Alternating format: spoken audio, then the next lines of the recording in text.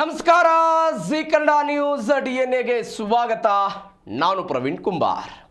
ಇವತ್ತಿನ ಜಿ ಕನ್ನಡ ನ್ಯೂಸ್ನಲ್ಲಿ ಪ್ರಮುಖ ಸುದ್ದಿಗಳನ್ನು ನೋಡ್ತಾ ಹೋಗೋಣ. ಮೊದಲ ಸುದ್ದಿ, ತಮಿಳುನಾಡಿನಲ್ಲಿ ಆದಂತಹ ಬೆಳವಣಿಗೆ. ತಮಿಳುನಾಡಿನಲ್ಲಿ ಒಂದು ಐತಿಹಾಸಿಕ ಜಯವನ್ನ ವಿಜಯ್ ಅವರ ಟಿವಿಕೆ ಪಡೆದುಕೊಂಡಿತ್ತು. ಅದಾದ ನಂತರ ಸರ್ಕಾರ ರಚನೆ ಮಾಡೋದಕ್ಕೆ ಅವರು ಪಟ್ಟಂತಹ ಪ್ರಯಾಸಗಳನ್ನು ಪ್ರತಿನಿತ್ಯವೂ ಕೂಡ ನೋಡ್ತಾ ಬಂದ್ವಿ. ಅದೆಲ್ಲದಕ್ಕೂ ಕೂಡ ಕೊನೆಯಾಗಿ ಇವತ್ತು ವಿಜಯ್ ದಳಪತಿ ತಮಿಳುನಾಡಿನ 24ನೇ ಮುಖ್ಯಮಂತ್ರಿಯಾಗಿ ಅಧಿಕಾರ ಸ್ವೀಕಾರ ಮಾಡಿದ್ದಾರೆ. ಹಾಗಾದರೆ ಇವತ್ತಿನ ತಮಿಳುನಾಡಿನ ಬೆಳವಣಿಗೆ ರಾಷ್ಟ್ರ ರಾಜಕಾರಣಕ್ಕೆ ಒಂದು ದಿಕ್ಸೂಚಿ ಆಗುತ್ತಾ? ಇಂಥದ್ದೊಂದು ಯಕ್ಷ ಪ್ರಶ್ನೆ ಇದೆ. 2019ರ ಕರ್ನಾಟಕದ 2018ರ ಸರ್ಕಾರ 2019ರ ಲೋಕಸಭಾ ಚುನಾವಣೆಗೆ ಒಂದು ಮುನ್ನುಡಿ ಬರೆಯುವ ಪ್ರಯತ್ನವನ್ನು ಮಾಡಿತ್ತು. ಮಹಾಗಠಬಂಧನ್ ರಚನೆ ಆಗಿತ್ತು. ಅದರ ಮಾದರಿಯಲ್ಲೇ ತಮಿಳುನಾಡಿನ ರಾಜಕಾರಣ ಸಾಗುತ್ತಾ? ಅದು ರಾಷ್ಟ್ರ ರಾಜಕಾರಣಕ್ಕೆ ಒಂದು ಸಂದೇಶ ಕೊಡುತ್ತಾ? ಇಂಥದ್ದೊಂದು ಕುತೂಹಲ ಇದೆ. ಹಾಗಾದ್ರೆ ಇವತ್ತೇನೆಲ್ಲ ಬೆಳವಣಿಗೆಗಳಾಯಿತು, ಡೀಟೇಲ್ಸ್ ನೋಡ್ತಾ ಹೋಗೋಣ. ಇನ್ನು ಎರಡನೆಯ ಸುದ್ದಿ, ಇವತ್ತು ದಳಪತಿ ವಿಜಯ್ ಮುಖ್ಯಮಂತ್ರಿಯಾಗಿ ಪ್ರಮಾಣ ವಚನ ಸ್ವೀಕಾರ ಮಾಡಿದರು. ಆದರೆ ಅವರ ಪತ್ನಿ ಸೇರಿದಂತೆ ಅವರ ಕುಟುಂಬಸ್ಥರು ಭಾಗವಹಿಸಲಿಲ್ಲ, ತಂದೆ ಮತ್ತು ತಾಯಿಯನ್ನು ಹೊರತುಪಡಿಸಿದಂತೆ. ಆದರೆ ಈ ಸಮಾರಂಭದಲ್ಲಿ ಭಾಗಿಯಾಗಿದ್ದವರು ತ್ರಿಷಾ. ಯಾವ ತ್ರಿಷಾ ಅವರ ಜೊತೆಗೆ ವಿಜಯ್ ಡೇಟಿಂಗ್ ಮಾಡ್ತಾ ಇದ್ದಾರೆ ಎನ್ನುವಂತಹ ಸುದ್ದಿಗಳು ಬಂದಿತ್ತು. ಅದೇ ತ್ರಿಷಾ ಅವರು ಇವತ್ತು ಸಾಂಪ್ರದಾಯಿಕ ಬಟ್ಟೆಯನ್ನು ತೊಟ್ಟು ಪ್ರಮಾಣ ವಚನ ಸ್ವೀಕಾರ ಸಮಾರಂಭದಲ್ಲಿ ಭಾಗವಹಿಸಿದರು. ಇದೀಗ ಆ ಸಂಬಂಧದ ಬಗ್ಗೆ, ಆ ಜೋಡಿಯ ಬಗ್ಗೆ ಮತ್ತೆ ವ್ಯಾಪಕವಾದಂತಹ ಚರ್ಚೆಗಳು ಸಾಮಾಜಿಕ ಜಾಲತಾಣದಲ್ಲಿ ಆಗ್ತಾ ಇದೆ. ಹಾಗಾದರೆ ಕುಟುಂಬ ಮತ್ತು ತ್ರಿಷಾ ಕೃಷ್ಣನ್ ಇವರ ನಡುವೆ ಆಗ್ತಾ ಇರುವಂತಹ ತಿಕ್ಕಾಟಗಳೇನು, ಸಾಮಾಜಿಕ ಜಾಲತಾಣದಲ್ಲಿ ಆಗ್ತಾ ಇರುವಂತಹ ಬೆಳವಣಿಗೆಗಳು, ಡೀಟೇಲ್ಸ್ ನೋಡ್ತಾ ಹೋಗೋಣ. ಇನ್ನು ಮೂರನೇ ಸುದ್ದಿ, ಯುದ್ಧಕ್ಕೆ ಸಂಬಂಧಪಟ್ಟಂತ ಸುದ್ದಿ. ನಾವು ರಾಜಕಾರಣದಲ್ಲಿ ಶತ್ರುವಿನ ಶತ್ರು ಮಿತ್ರ ಅಂತ ಹೇಳ್ತೀವಿ. ಅದು ಜಾಗತಿಕ ಪೊಲಿಟಿಕ್ಸ್ಗೂ ಕೂಡ ಅಪ್ಲೈ ಆಗುತ್ತೆ. ಅಮೆರಿಕಾದ ಶತ್ರು ಇರಾನ್, ರಷ್ಯಾದ ಮಿತ್ರ ಇರಾನ್. ಶತ್ರುವಿನ ಶತ್ರು ರಷ್ಯಾಗೆ ಅಮೆರಿಕ ಶತ್ರು, ಶತ್ರುವಿನ ಶತ್ರು ಮಿತ್ರ ಎನ್ನುವಂತೆ ಇದೀಗ 5,000 ಡ್ರೋನ್ಗಳನ್ನು ರಷ್ಯಾ ಇರಾನ್ಗೆ ಪೂರೈಕೆ ಮಾಡಿದೆ ಅಂತೆ. ಆ ಡ್ರೋನ್ಗಳ ಮುಖಾಂತರ ಅಮೆರಿಕಾದ ಮೇಲೆ ಕಣ್ಗಾವಲು ಇಡುವಂತಹ ಪ್ರಯತ್ನ ಆಗ್ತಾ ಇದೆ ಅಂತೆ.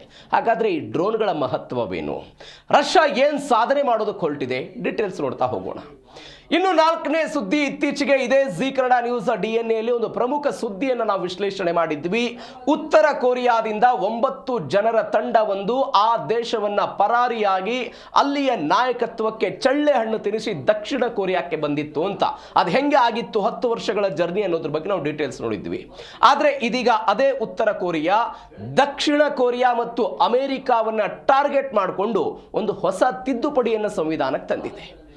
ಯಾವ ಪರಮಾಣು ವಿಚಾರಕ್ಕಾಗಿ ಇರಾನ್ ಮತ್ತು ಅಮೆರಿಕಾದ ನಡುವೆ ಹಗ್ಗ ಜಗ್ಗಾಟಗಳು, ಫೈಟಿಂಗ್ಗಳು ನಡೀತಾ ಇದೆಯೋ, ಅದೇ ಪರಮಾಣು ವಿಚಾರದಲ್ಲಿ ಸಾಂವಿಧಾನಿಕವಾಗಿ ಒಂದು ತಿದ್ದುಪಡಿ ತರುವ ಮುಖಾಂತರ ದಕ್ಷಿಣ ಕೊರಿಯಾ ಮತ್ತು ಅಮೆರಿಕಕ್ಕೆ ಟಕ್ಕರ್ ಕೊಡೋ ಪ್ರಯತ್ನವನ್ನು ಉತ್ತರ ಕೊರಿಯಾ ಮಾಡ್ತಾ ಇದೆ.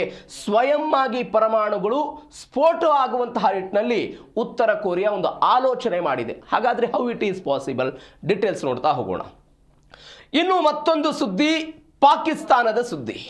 ಪಾಕಿಸ್ತಾನ ಆರ್ಥಿಕವಾಗಿ ಜರ್ಜರಿತವಾಗಿ ಹೋಗ್ಬಿಟ್ಟಿದೆ, ಹಳ್ಳ ಹಿಡಿದು ಹೋಗ್ಬಿಟ್ಟಿದೆ ಅಂತೆಲ್ಲ ನಾವು ಮಾತನಾಡ್ತಾ ಇದ್ವಿ.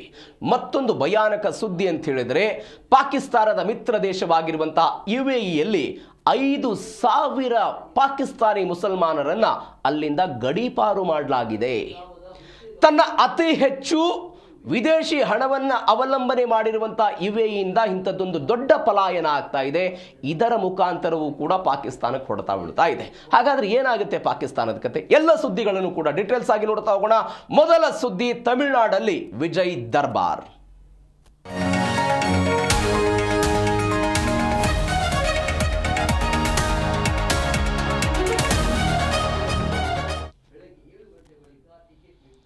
ತಮಿಳುನಾಡಿನ ರಾಜಕಾರಣ ಈ ಹಿಂದೆ ಮದ್ರಾಸ್ ರಾಜ್ಯವಾಗಿತ್ತು, ಅದಾದ ನಂತರ ತಮಿಳುನಾಡಾಯಿತು.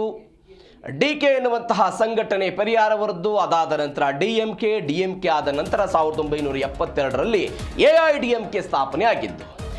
ಎರಡು ಪಕ್ಷಗಳ ನಡುವೆ ಎರಡು ಧ್ರುವಗಳಂತೆ ಅಲ್ಲಿಯ ರಾಜಕಾರಣ ಪ್ರತಿ ಚುನಾವಣೆಯಲ್ಲೂ ಕೂಡ ಆಗ್ತಾ ಬರ್ತಾ ಇತ್ತು.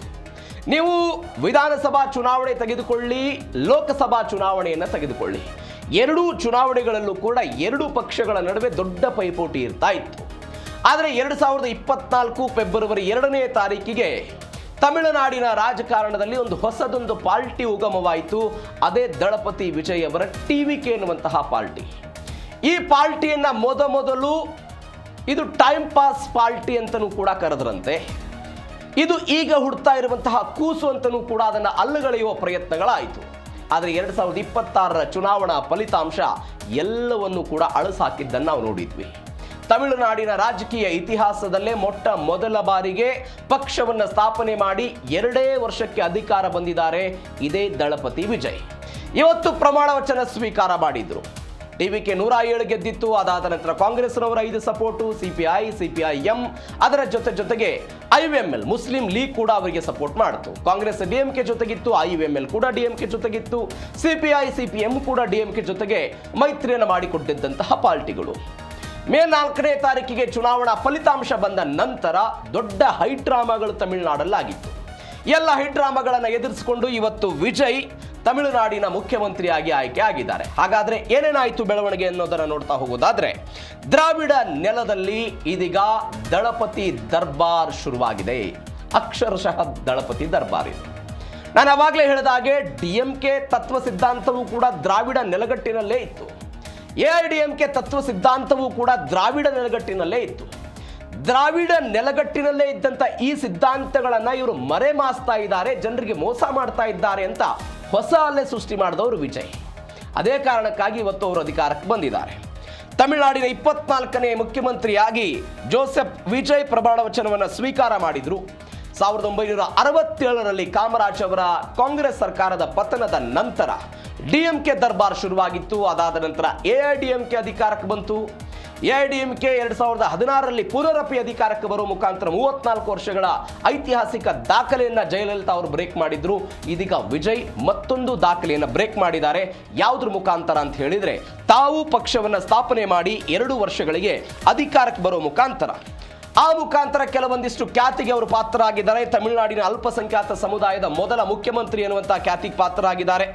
ಇದರ ಜೊತೆಗೆ 1,72,26,209 ಮತಗಳನ್ನು ಪಡೆದುಕೊಂಡು DMK ಮತ್ತು AIDMKಗಿಂತಲೂ ಕೂಡ ಅತಿ ಹೆಚ್ಚು ಮತಗಳನ್ನು ಪಡೆದಿದ್ದಾರೆ.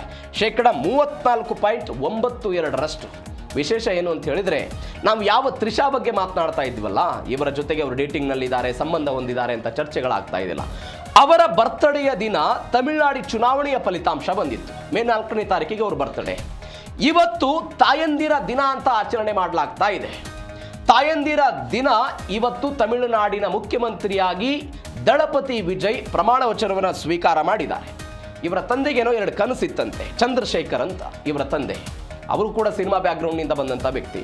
ಅವ್ರಿಗೆ 2 ಕನಸಿತ್ತಂತ. ಅವರು ಅದ್ರ ಬಗ್ಗೆ ಮಾತನಾಡಿದ್ದಾರೆ. ಏನಂತ, ನನ್ನ ಮಗ ರಜನಿಕಾಂತ್ನಂತೆ ಒಬ್ಬ ಸ್ಟಾರ್ ನಟನಾಗಿ ಬೆಳಿಬೇಕು. ಸ್ಟಾರ್ ನಟನಾಗಿ ಬೆಳೆದ್ರು, ಅದ್ದೂರಿ ಸಿನಿಮಾಗಳನ್ನು ಕೊಟ್ಟರು. ಆ ಸಿನಿಮಾಗಳನ್ನು ಬಳಸಿಕೊಂಡು ಸಮಾಜದ ಅಂಕು ಡೊಂಕುಗಳನ್ನು ತಿದ್ದಿ ಅದಕ್ಕೆ ಒಂದು ರಾಜಕೀಯ ವೇದಿಕೆಯಾಗಿ ಅದನ್ನು ಕನ್ವರ್ಟ್ ಮಾಡಿಕೊಳ್ಳೋ ಪ್ರಯತ್ನವನ್ನು ಮಾಡಿದ್ರು. ಮುಂದುವರೆದು 2ನೇ ಕನಸು ಹೇಳ್ತಾರೆ ಅವರು. ಅದೇ ಸಿನಿಮಾದ ಮುಖಾಂತರ ಈ ವ್ಯಕ್ತಿ ತಮಿಳುನಾಡಿನ ಮುಖ್ಯಮಂತ್ರಿ ಆಗಬೇಕು ಎನ್ನುವಂತಹ ಒಂದು ಬಯಕೆ ನನ್ನದಿತ್ತು.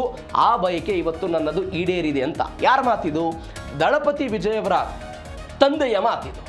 ಇದರ ಜೊತೆಗೆ ಅವರ ತಾಯಿಯೂ ಕೂಡ ಹರ್ಷವನ್ನು ವ್ಯಕ್ತಪಡಿಸಿ ನನ್ನ ಮಗ ತಮಿಳುನಾಡಿನ ಮುಖ್ಯಮಂತ್ರಿ ಆಗಿದ್ದಾರೆ ಅಂತ ಖುಷಿಯೆಲ್ಲ ಪಟ್ಟಿದ್ದಾರೆ. ನಾವು ಮೊನ್ನೆ ಒಂದು ಸುದ್ದಿ ನೋಡಿದ್ವಿ. 2021ನೇ ಇಸ್ವಿಯಲ್ಲಿ ಇದೇ ದಳಪತಿ ವಿಜಯ್ ಅವರ ತಂದೆ ವಿಜಯ್ ಅವರ ಹೆಸರಿನಲ್ಲಿ ಒಂದು ಪೊಲಿಟಿಕಲ್ ಪಾರ್ಟಿಯನ್ನ ಚುನಾವಣಾ ಆಯೋಗದಲ್ಲಿ ರಿಜಿಸ್ಟರ್ ಮಾಡೋಕೆ ಹೋದಾಗ ಇದೇ ತಂದೆ ತಾಯಿಯ ವಿರುದ್ಧ ನ್ಯಾಯಾಲಯದಲ್ಲಿ ಮೊಕದ್ದಮೆ ಹೂಡಿದ್ದಂತಹ ವಿಜಯ್ ಇವತ್ತು ಪೊಲಿಟಿಕಲ್ ಪಾರ್ಟಿಯನ್ನು ಕಟ್ಟಿ ತಮಿಳುನಾಡಿನ ಮುಖ್ಯಮಂತ್ರಿ ಆಗಿರೋದು ಒಂದು ಐತಿಹಾಸಿಕ ಸಂಗತಿ ಅಂತ ಹೇಳ್ಬೋದು. ಯಾಕಂದರೆ 1972ರಲ್ಲಿ AIDMK ಸ್ಥಾಪನೆ ಆಯಿತು. ಅಧಿಕಾರಕ್ಕೆ ಬರೋದಕ್ಕೆ 5 ವರ್ಷ ಹೋಯಿತು. 1977ರ ಚುನಾವಣೆಯಲ್ಲಿ AIDMK ಗೆದ್ದಿದ್ದನ್ನು ನೋಡಿದ್ದೇವೆ. ಆದರೆ ಅನೇಕ ವರ್ಷಗಳಿಂದ ವಿಜಯ್ ಅವರು ಸಾಮಾಜಿಕ ಚಟುವಟಿಕೆಗಳಲ್ಲಿ ತಮ್ಮ ಅಭಿಮಾನಿಗಳನ್ನು ಕರಗತ ಮಾಡುವ ಮುಖಾಂತರ ಚುನಾವಣಾ ವೇದಿಕೆಯನ್ನಾಗಿ ಮಾಡಿಕೊಂಡಿದ್ರು. ಅದೆಲ್ಲವೂ ಕೂಡ ಒಪ್ಪಿಕೊಳ್ಳಬಹುದಾದಂಥ ಸಂಗತಿ. ಆದರೆ ಒಂದು ಸ್ಥಳೀಯ ಸಂಸ್ಥೆಗಳ ಚುನಾವಣೆಯಲ್ಲಿ ಟಿವಿಕೆಯ ಹೆಸರನ್ನು ಬಳಸಿಕೊಂಡು ಚುನಾವಣೆಯನ್ನು ಗೆದ್ದಿದ್ದರೆ ಹೊರತು ಯಾವುದೇ ಸಾರ್ವತ್ರಿಕ ಚುನಾವಣೆಯಲ್ಲಿ ಸ್ಪರ್ಧಿಸಿ ಸೋತಿದ್ದಂತಹ ಉದಾಹರಣೆಗಳಿರಲಿಲ್ಲ. ಆದರೆ ಏಕಾಏಕಿಯಾಗಿ ವಿಧಾನಸಭಾ ಚುನಾವಣೆಯಲ್ಲಿ ಗೆದ್ದು ಇದೀಗ ತಮಿಳುನಾಡಿನ 24ನೇ ಮುಖ್ಯಮಂತ್ರಿಯಾಗಿ ದಳಪತಿ ವಿಜಯ್ ಇವತ್ತಿನಿಂದ ಅಧಿಕಾರವನ್ನು ಶುರು ಮಾಡಿರೋದು. ಇದು ದಳಪತಿ ವಿಜಯ್ ಅವರಿಗೆ ಸಂಬಂಧಪಟ್ಟಂತಹ ಸಂಪೂರ್ಣವಾದಂತಹ ಡೀಟೇಲ್ಸು. ಇದರ ಜೊತೆಗೆ ಪ್ರಮಾಣ ವಚನ ಸ್ವೀಕಾರ ಆಯಿತು. ಪಾದಾರ್ಪಣೆಯಲ್ಲೇ ಪವರ್ಫುಲ್ ಮಾತುಕತೆಗಳನ್ನೆಲ್ಲ ಹೇಳಿದ್ದಾರೆ. ಪವರ್ಫುಲ್ ಆಗಿದ್ದಾರೆ ವಿಜಯ್. ಹೆಂಗಾಯಿತು ಪವರ್ಫುಲ್? 108 ಸ್ಥಾನವನ್ನು ಗೆದ್ದು ಅತಿ ದೊಡ್ಡ ಸಿಂಗಲ್ ಲಾರ್ಜೆಸ್ಟ್ ಪಾರ್ಟಿಯಾಗಿ ತಮಿಳುನಾಡಲ್ಲಿ ಬಂದಿದ್ದನ್ನು ನಾವು ನೋಡಿದ್ದೀವಿ. ನಾನು ಮೊನ್ನೆಯೂ ಕೂಡ ಹೇಳ್ತಾ ಇದ್ದೆ, AIADMK 77ರ ಚುನಾವಣೆಯಲ್ಲಿ ಮೊದಲ ಚುನಾವಣೆಯನ್ನು ಎದುರಿಸಿದಾಗ ಅವರು ಗೆದ್ದಿದ್ದಂತಹ ಸ್ಥಾನಗಳು 130, 234 ಪೈಕಿ 130 ಗೆದ್ದಿದ್ರು. ಆದರೆ ಇವತ್ತು ಇದೇ ದಳಪತಿ ವಿಜಯ್ ಅವರ ಪಾರ್ಟಿ ಯಾಕೆ 107 ಗೆತ್ತು ಅಂತ ಹೇಳಿದ್ರೆ, ಅನೇಕ ಕಡೆಗಳಲ್ಲಿ ಕಡಿಮೆ ಮಾರ್ಜಿನ್ಗಳಲ್ಲಿ ಸೋಲುವ ಪ್ರಯತ್ನಗಳಾಗಿದೆ. ಹೀಗಾಗಿ 108 ಅವರು ಗೆದ್ರು. ಕಾಂಗ್ರೆಸ್ ಮತ್ತು ಎಡಪಕ್ಷಗಳ ಬೆಂಬಲದೊಂದಿಗೆ 120 ಶಾಸಕರ ಬಲವನ್ನು ವಿಜಯ್ ಅವರು ಪಡೆದುಕೊಂಡಿದ್ದಾರೆ. ಕಾಂಗ್ರೆಸ್ ಸಪೋರ್ಟ್ ಮಾಡ್ತು 5 ಸ್ಥಾನ, CPIM ಸಪೋರ್ಟ್ ಆಯಿತು, IVML ಸಪೋರ್ಟ್ ಆಯಿತು, VCK ಕೂಡ ಸಪೋರ್ಟ್ ಆಯಿತು. ಕೆಲವೊಂದಿಷ್ಟು ಜನ ಬಾಹ್ಯ ಬೆಂಬಲವನ್ನು ಕೊಟ್ಟಿದ್ದಾರೆ, ಕೆಲವೊಂದಿಷ್ಟು ಜನ ಅವರ ಜೊತೆ ಮೈತ್ರಿಯನ್ನು ಮಾಡಿಕೊಂಡಿದ್ದಾರೆ. ಇದು ವಿಜಯ್ ಅವರಿಗೆ ಸಿಕ್ಕಂತಹ ಒಟ್ಟಾರೆ ಸಂಪೂರ್ಣ ಬಹುಮತ ಅಂತ ಹೇಳ್ಬೋದು. ಆದರೆ ಇಷ್ಟಕ್ಕೆ ಸೀಮಿತ ಆಗುತ್ತಾ ಇದು ಗೊತ್ತಿಲ್ಲ. ಯಾಕಂದರೆ ತಮಿಳುನಾಡಿನ ರಾಜಕಾರಣವನ್ನು ಯಾರೂ ಕೂಡ ಅಲ್ಲಗಳೆಯೋದಕ್ಕೆ ಸಾಧ್ಯ ಇಲ್ಲ. ಮೊನ್ನೆ ಒಂದು ಸುದ್ದಿ ಬಂದಿತ್ತು, DMK ಮತ್ತು AIADMK ಜೊತೆಗೆ ಮೈತ್ರಿ ಆಗಬಹುದು, ಆ ಮುಖಾಂತರ TVKನ ಅಧಿಕಾರದಲ್ಲಿ ಇಡಬಾರದು ಅನ್ನುವ ಕಾರಣಕ್ಕಾಗಿ ಅಂತ. ಕೇವಲ 120 ಬಹುಮತ ಅಂದರೆ 118 ಬೇಕು, ಎಕ್ಸ್ಟ್ರಾ 2 ಜನ ಇದ್ದಾರೆ. ನಾಳೆ ಹೆಚ್ಚು ಕಡಿಮೆ ಏನಾದರೂ ಆದರೆ ಮೊನ್ನೆ ಸ್ಟಾಲಿನ್ ಅವರ ಹೇಳಿಕೆಯನ್ನು ನೀವು ನೋಡಿದ್ರಿ, 6 ತಿಂಗಳ ನಂತರ ನಾವೇನಾದರೂ ಮಾಡಬಹುದು, 6 ತಿಂಗಳ ತನಕವೂ ಕೂಡ ನಾನೇನು ಮಾಡೋದಿಲ್ಲ ಅಂತ. ಹೀಗಾಗಿ ರಾಜಕೀಯ ಅನುಭವ ಇಲ್ಲದೆ ಇರುವಂತಹ ವ್ಯಕ್ತಿ ಇದನ್ನು ಹೇಗೆ ಸಂಭವ ಮ್ಯಾನೇಜ್ ಮಾಡ್ಕೊಂಡು ಹೋಗ್ತಾರೆ ಅನ್ನೋದು ಸದ್ಯಕ್ಕಿರುವಂತಹ ಪ್ರಶ್ನೆ. 67ರ ನಂತರ ದ್ರಾವಿಡೇತರ ಪಕ್ಷದ ಆಳ್ವಿಕೆಯಲ್ಲಿ ಬಂದಿರೋದು DMK ಮತ್ತು AIADMKಯ ಹೊರತಾಗಿಯೂ ಕೂಡ ಇದನ್ನು ಗೆಲ್ಲಿಸೋ ಪ್ರಯತ್ನವನ್ನು ಮಾಡಿದ್ದಾರೆ. ಇದರ ಜೊತೆಗೆ ಮತ್ತೊಂದು ಬೆಳವಣಿಗೆ ಅಂತ ಹೇಳಿದ್ರೆ, ನಾನು ಅವಾಗಲೇ ಹೇಳ್ತಾ ಇದ್ದೆ, 72ರಲ್ಲಿ ಸ್ಥಾಪನೆ ಆದಂಥ AIADMK 77ರಲ್ಲಿ 130 ಬಂತು. ಆದರೆ ವಿಜಯ್ ಅವರ ಪಾರ್ಟಿ ಯಾಕೆ ಆಗಲಿಲ್ಲ ಅಂತ ನೀವು ಗಮನಿಸಬೇಕಾದ ಸಂಗತಿ ಅಂತ ಹೇಳಿದರೆ, ಒಂದು ಕ್ಷೇತ್ರ ತಿರುಕೈಲ್ಲೂರು ಅಂತ, ಆ ಕ್ಷೇತ್ರದಲ್ಲಿ ಕೇವಲ 285 ಮತಗಳಿಂದ TVK ಅಭ್ಯರ್ಥಿ ಸೋತಿದ್ದಾರೆ. ಕೇವಲ 285. ಕುಳಿತಲೈ ಅಂತ ಅಲ್ಲಿ 579 ಮತಗಳಿಂದ ಸೋತಿದೆ TVK ಅಭ್ಯರ್ಥಿ. ಪಳನಿ ಎನ್ನುವಂಥ ಕ್ಷೇತ್ರದಲ್ಲಿ 693 ಮತಗಳಿಂದ ಅಂತರದಿಂದ ಸೋತಿದ್ದಾರೆ. ಈ ಕಡಿಮೆ ಮಾರ್ಜಿನಲ್ಲಿ ಗೆದ್ದಿದ್ದಾರೆ. ಮತ್ತೊಂದು ಗಮನಿಸಬೇಕಾದ ಸಂಗತಿ ಅಂತ ಹೇಳಿದರೆ, TVKಯ 12 ಅಭ್ಯರ್ಥಿಗಳು ಕೇವಲ 2000 ಮತಗಳ ಅಂತರದಿಂದ ಸೋತಿದ್ರೆ, 19 ಅಭ್ಯರ್ಥಿಗಳು ಕೇವಲ 5000 ಮತಗಳಿಂದ ಸೋತಿದ್ದಾರೆ. ಇದು TVKಗೆ ದೊಡ್ಡ ಹೊಡೆತವನ್ನು ಕೊಟ್ಟಿದೆ ಅಂತ ಹೇಳಲಾಗ್ತಾ ಇದೆ. ಈ TVKಗೆ ಈ ಹೊಡೆತವನ್ನು ಕೊಟ್ಟಾಗಲೂ ಕೂಡ ಅವರು ಈ ಪ್ರಯತ್ನವನ್ನು ಮಾಡಿದ್ದಾರೆ. ಮತ್ತೊಂದು ಕಡೆ ಸಿನಿಮಾ ಗ್ಲಾಮರ್ನಿಂದ ಜನಸೇವೆಯ ಪಥಕ್ಕೆ ದಳಪತಿ ಅದ್ದೂರಿ ಎಂಟ್ರಿ ಕೊಟ್ಟಿರುವುದು. ಈ ಹಿಂದೆ ನಾವು ಗಮನಿಸಬೇಕಾದ ಸಂಗತಿ ಅಂತ ಹೇಳಿದರೆ, ಅಣ್ಣಾದುರೈ DMK ಸ್ಥಾಪನೆ ಮಾಡೋದಕ್ಕಿಂತ ಮೊದಲು DK ಎನ್ನುವಂಥ ಸಾಮಾಜಿಕ ಸಂಘಟನೆ ಪೆರಿಯಾರ್ ಅವ್ರದ್ದೇನಿತ್ತು, ಅದರಲ್ಲಿ ಸಂಘಟಿತರಾಗಿ ಕೆಲಸ ಮಾಡಿ DMK ಸ್ಥಾಪನೆ ಆಯಿತು. 69ರಲ್ಲಿ ಅಣ್ಣಾದುರೈ ಮೃತಪಟ್ಟಾಗ ಮುಖ್ಯಮಂತ್ರಿ ಆದಂತಹ ಕರುಣಾನಿಧಿಯವರು ಯಾರ ಜೊತೆಗಿದ್ರು? ಅಣ್ಣಾದುರೈ ಅವರ ಜೊತೆಗಿದ್ರು. ಅಣ್ಣಾದುರೈ ಅವರ ಜೊತೆಗಿದ್ದಂಥ ಕರುಣಾನಿಧಿ ಮುಖ್ಯಮಂತ್ರಿ ಆದರು. ಅದಾದ ನಂತರ MGR ಬಂದರು. ಕರುಣಾನಿಧಿ ಜೊತೆಗೆ ಸಂಪರ್ಕ, ಅಣ್ಣಾದುರೈ ಜೊತೆಗೆ ಸಂಪರ್ಕ ಇತ್ತು, ಅವರು ಮುಖ್ಯಮಂತ್ರಿ ಆದರು. MGR ನಂತರ ಜಯಲಲಿತಾ ಏನು ರಾಜಕಾರಣಕ್ಕೆ ಬಂದರು, ಮುಖ್ಯಮಂತ್ರಿ ಆದರು. ಅವರು ಕೂಡ MGR ಅವರ ಜೊತೆಗೆ ಪಳಗಿದಂತಹ ವ್ಯಕ್ತಿತ್ವ ಆಗಿತ್ತು. ಆದರೆ ವಿಜಯ್ ಅವರ ವ್ಯಕ್ತಿತ್ವ ಹಾಗಿಲ್ಲ. ಇದು ಗಮನಿಸಬೇಕಾದಂತಹ ಸಂಗತಿ. MK ಸ್ಟಾಲಿನ್ ಅವರ ತಂದೆ ಕರುಣಾನಿಧಿ ರಾಜಕೀಯ ಕುಟುಂಬದಿಂದ ಬಂದಂತಹ ವ್ಯಕ್ತಿ, ಅವರು ರಾಜ್ಯದ ಮುಖ್ಯಮಂತ್ರಿ ಆದರು. ಆದರೆ ವಿಜಯ್ ಅವರ ವಿಚಾರದಲ್ಲಿ ಹಾಗಿಲ್ಲ. ವಿಜಯ್ ರಾಜಕೀಯೇತರ ಕುಟುಂಬದಿಂದ ಬಂದಂತಹ ವ್ಯಕ್ತಿ, ಸಿನಿಮಾ ರಂಗದಿಂದ ಬಂದಂತಹ ವ್ಯಕ್ತಿ. ಇದೀಗ ಆ ಗ್ಲಾಮರ್ನಿಂದ ಅವರು ಸದ್ಯಕ್ಕೆ ತಮಿಳುನಾಡಿನ ಮುಖ್ಯಮಂತ್ರಿಯಾಗಿ ಪ್ರಮಾಣ ವಚನವನ್ನು ಸ್ವೀಕಾರ ಮಾಡಿದ್ದಾರೆ. ಆ ಮುಖಾಂತರ ತಮಿಳುನಾಡಿನ ಜನ ಹೇಗೆ ಸಿನಿಮಾ ನಟರನ್ನ ಆರಾಧನೆ ಮಾಡ್ತಾ ಇದ್ರು, ಒನ್ಸ್ ಅಗೇನ್ ಅಂಥದ್ದೇ ಬೆಳವಣಿಗೆ ತಮಿಳುನಾಡಲ್ಲಿ ಆಗಿದ್ದನ್ನು ನಾವು ಗಮನಿಸ್ತಾ ಇದ್ದೀವಿ. ಇದರ ಜೊತೆಗೆ ಮುಖ್ಯಮಂತ್ರಿ ಆದ ತಕ್ಷಣ ವಿಜಯ್ ಖಡಕ್ ಮಾತುಗಳನ್ನು ಹೇಳಿದ್ದಾರೆ. ಪ್ರಮಾಣ ವಚನ ಸ್ವೀಕಾರ ಆದ ನಂತರ ಕೆಲವೊಂದಿಷ್ಟು ಖಡಕ್ ಮಾತುಗಳನ್ನು ಹೇಳಿದ್ದಾರೆ. ಇದು ನನ್ನ ಗೆಲುವಲ್ಲ, ಇದು ತಮಿಳುನಾಡು ಜನರ ಗೆಲುವು ಅಂತೆಲ್ಲ ಹೇಳಿದ್ದಾರೆ. ನಾನು ರಾಜಕೀಯ ಕುಟುಂಬದಿಂದ ಬಂದಿಲ್ಲ, ನನಗೆ ಒಂದು ಕಾಲಾವಕಾಶ ಬೇಕು, ನನಗೊಂದಿಷ್ಟು ಸಮಯ ಬೇಕು ಅಂತ ಹೇಳಿದ್ದಾರೆ. ನಾನು ದೇವರಲ್ಲ, ನಾನು ನಿಮ್ಮವನು ಅಂತ ಹೇಳಿದ್ದಾರೆ. ನಾನು ರಾಜ್ಕುಮಾರನಲ್ಲ, ಕೇವಲ ಸಹಾಯಕ ನಿರ್ದೇಶಕನ ಮಗ ಅಂತೆಲ್ಲ ಅವರು ಮಾತನಾಡಿದರು. ಹಿಂದಿನ ಸರ್ಕಾರಗಳಿಂದ ರಾಜ್ಯ ಸಂಪೂರ್ಣವಾಗಿ ಖಾಲಿಯಾಗಿ ಹೋಗ್ಬಿಟ್ಟಿದೆ. 10 ಲಕ್ಷ ಕೋಟಿ ರೂಪಾಯಿ ಸಾಲದ ಸುಳಿಯಲ್ಲಿ ಅವರು ರಾಜ್ಯವನ್ನು ಸಿಲುಕಿಸಿಬಿಟ್ಟಿದ್ದಾರೆ ಅಂತೆಲ್ಲ ಮಾತನಾಡಿದರು. ಅಂದರೆ ಇವರು ರಾಜಕಾರಣಕ್ಕೆ ಬರೋದಕ್ಕಿಂತ ಮೊದಲು ಆ್ಯಕ್ಟರ್ ಆಗಿದ್ರಲ್ಲ, ಆ ಸಮಯದಲ್ಲೂ ಕೂಡ ಕೆಲವೊಂದಿಷ್ಟು ಸಿನಿಮಾಗಳಲ್ಲಿ ತಮಿಳುನಾಡಿನ ಅನೇಕ ಉಚಿತ ಯೋಜನೆಗಳನ್ನು ಟೀಕೆ ಮಾಡಿಯೇ ಸಿನಿಮಾಗಳನ್ನು ಮಾಡಿದರು. ಈ ಸಿನಿಮಾದ ಕಾರಣಕ್ಕಾಗಿಯೇ AIDMK ಆಗಿರ್ಬೋದು, DMK ಆಗಿರ್ಬೋದು, ಅವುಗಳನ್ನು ಆ ಸೀನ್ಗಳನ್ನು ಕಟ್ ಮಾಡಬೇಕು ಅಂತ ತಮಿಳುನಾಡಲ್ಲಿ ಪ್ರತಿಭಟನೆ ಮಾಡಿದ್ದನ್ನು ನೋಡಿದ್ದೀವಿ. ಆದರೆ ಇದೀಗ ಅವರು ಸದ್ಯಕ್ಕೆ ಹಣ ದುರುಪಯೋಗ ಆಗಿದ್ದರ ಬಗ್ಗೆ ಎಲ್ಲ ಮಾತನಾಡಿದ. ಅವರು ಹೇಳಿದ್ದಾರೆ 2016-17ರಲ್ಲಿ ರಾಜ್ಯದ ಒಟ್ಟಾರೆ ಸಾಲ 2.8 ಲಕ್ಷ ಕೋಟಿ ರೂಪಾಯಿ ಇತ್ತು. 2.8 ಲಕ್ಷ ಕೋಟಿ ರೂಪಾಯಿ ಇತ್ತು, ಅಂದರೆ ಜಯಲಲಿತಾ ಅವರು ಮುಖ್ಯಮಂತ್ರಿ ಆಗಿದ್ದಂತಹ ಸಮಯದಲ್ಲಿ. ಆದರೆ ಇವತ್ತು 2026ರಲ್ಲಿ, ಅಂದರೆ ಕಳೆದ 10 ವರ್ಷಗಳಲ್ಲಿ ಸರಿಸುಮಾರು 8 ಲಕ್ಷ ಕೋಟಿ ರೂಪಾಯಿ ತಮಿಳುನಾಡಿನ ಸಾಲ ಹೆಚ್ಚಳ ಆಗಿದೆ. ಆ ಮುಖಾಂತರ 10.6 ಲಕ್ಷ ಕೋಟಿ ರೂಪಾಯಿಗೆ ಅದು ಏರಿಕೆ ಆಗಿದೆ. ಹಾಗಾದರೆ ಈ ಹಣ ಹೇಗೆ ಏರಿಕೆ ಆಯಿತು? ತಮಿಳುನಾಡಿನ ಈ ಹಿಂದಿನ ಸರ್ಕಾರಗಳು ಹಣವನ್ನು ಎಲ್ಲಿ ಲೂಟಿ ಹೊಡೆದಿವೆ? ಇವತ್ತು ತಮಿಳುನಾಡಿನ ಸರ್ಕಾರದ ಪರಿಸ್ಥಿತಿಗಳು ಏನಾಗಿದೆ, ಏನು ಎತ್ತ ಅನ್ನೋದ್ರ ಬಗ್ಗೆ ಎಲ್ಲದರ ಬಗ್ಗೆ ಶೀಘ್ರದಲ್ಲೇ ಒಂದು ನಾವು ಶ್ವೇತಪತ್ರವನ್ನು ಹೊರಡಿಸ್ತೀನಿ ಅಂತ ವಿಜಯ್ ಮಾತನಾಡಿದ್ದಾರೆ.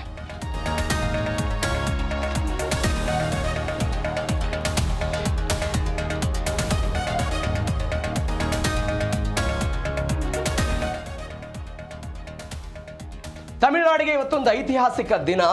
ದಳಪತಿ ವಿಜಯ್ ಮುಖ್ಯಮಂತ್ರಿಯಾಗಿ ಪ್ರಮಾಣ ವಚನ ಸ್ವೀಕಾರ ಮಾಡಿರೋದು. ಏನೇನಾಯಿತು ಬೆಳವಣಿಗೆ? ಪ್ರಮಾಣ ವಚನ ಸ್ವೀಕಾರ ಸಮಾರಂಭ ಹೆಂಗಾಯಿತು? ತೆಗೆದುಕೊಂಡಿದ್ದಾರೆ, ಒಂದ್ಸರಿ ಅದನ್ನು ನೋಡ್ಬಿಡೋಣ. முதலமைச்சர் என்ற முறையில் சி ஜோசப் விஜய் எனும் நான்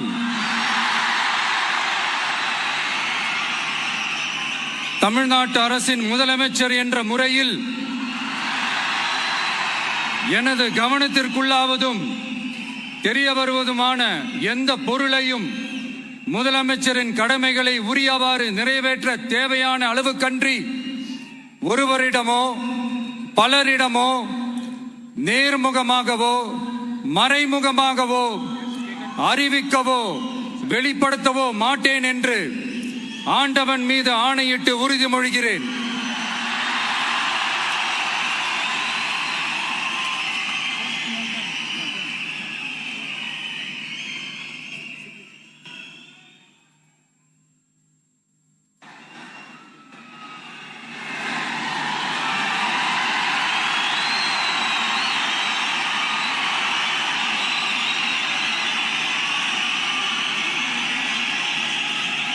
சி ஜோசப் விஜய் எனும் நான்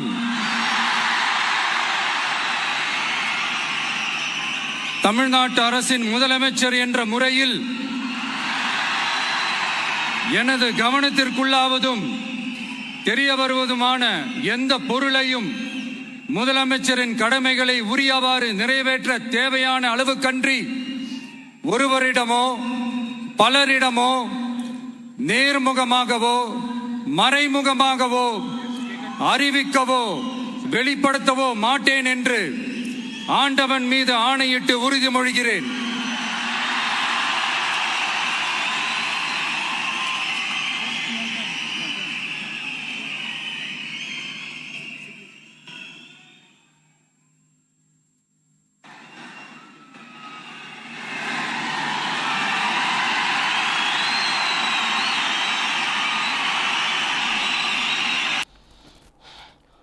ಮತ್ತೊಂದು ಕಡೆ ದಳಪತಿ ಪಟ್ಟಾಭಿಷೇಕಕ್ಕೆ ತ್ರಿಷಾ ಕಳೆ ಇತ್ತು.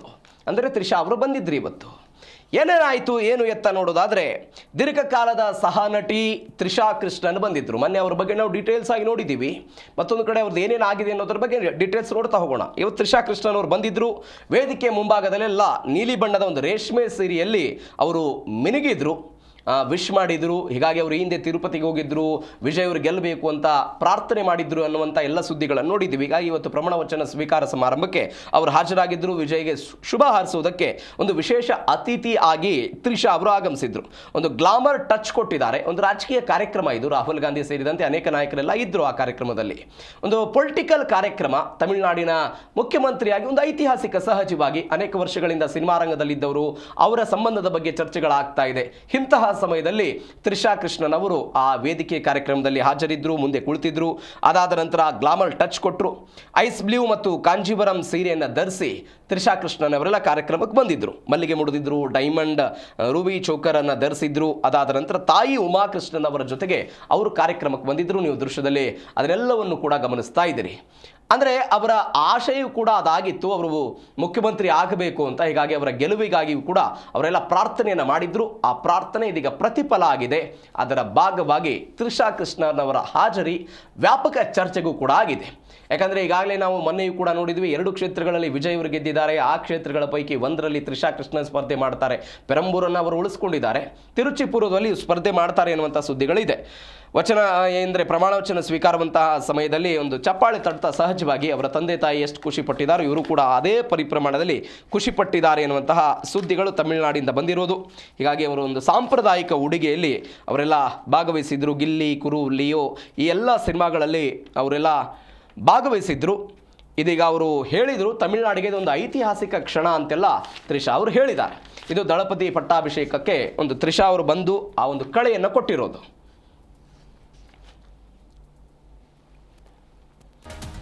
ಇದು ತಮಿಳುನಾಡಿನ ಇವತ್ತಿನ ಬೆಳವಣಿಗೆಯಲ್ಲಿ ತ್ರಿಷಾ ಅವರು ಭಾಗವಹಿಸಿದ್ದರ ಬಗ್ಗೆ.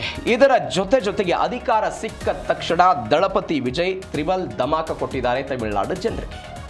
ಸಹಜವಾಗಿ ಯಾವುದಾದ್ರೂ ಮುಖ್ಯಮಂತ್ರಿ ಅಧಿಕಾರಕ್ಕೆ ಬಂದ ತಕ್ಷಣ ಇಂಥದ್ದೊಂದು ಧಮಾಕ ಕೊಡೋ ಪ್ರಯತ್ನವನ್ನು ಮಾಡ್ತಾರೆ. ಕರ್ನಾಟಕದ ಕಾಂಗ್ರೆಸ್ ಸರ್ಕಾರದಲ್ಲೂ ಕೂಡ ನಾವು ನೋಡಿದ್ವಿ. ಮೊದಲ ದಿನವೇ ಇದೀಗ ಒಂದು ಜನಪರ ಕಡತಗಳಿಗೆ ಸಿಎಂ ವಿಜಯ್ ಸಹಿ ಹಾಕಿದ್ದಾರೆ. ಪ್ರತಿ ಮನೆಗೆ 200 ಯೂನಿಟ್ ವಿದ್ಯುತ್ತನ್ನು ನಾವು ಕೊಡ್ತೀವಿ ಅಂತೇನು ಚುನಾವಣಾ ಪೂರ್ವದಲ್ಲಿ ಭರವಸೆಯನ್ನು ಕೊಟ್ಟಿದ್ರು. ಇದೀಗ ಅದನ್ನು ಅವರು ಜಾರಿಗೆ ತಂದಿದ್ದಾರೆ.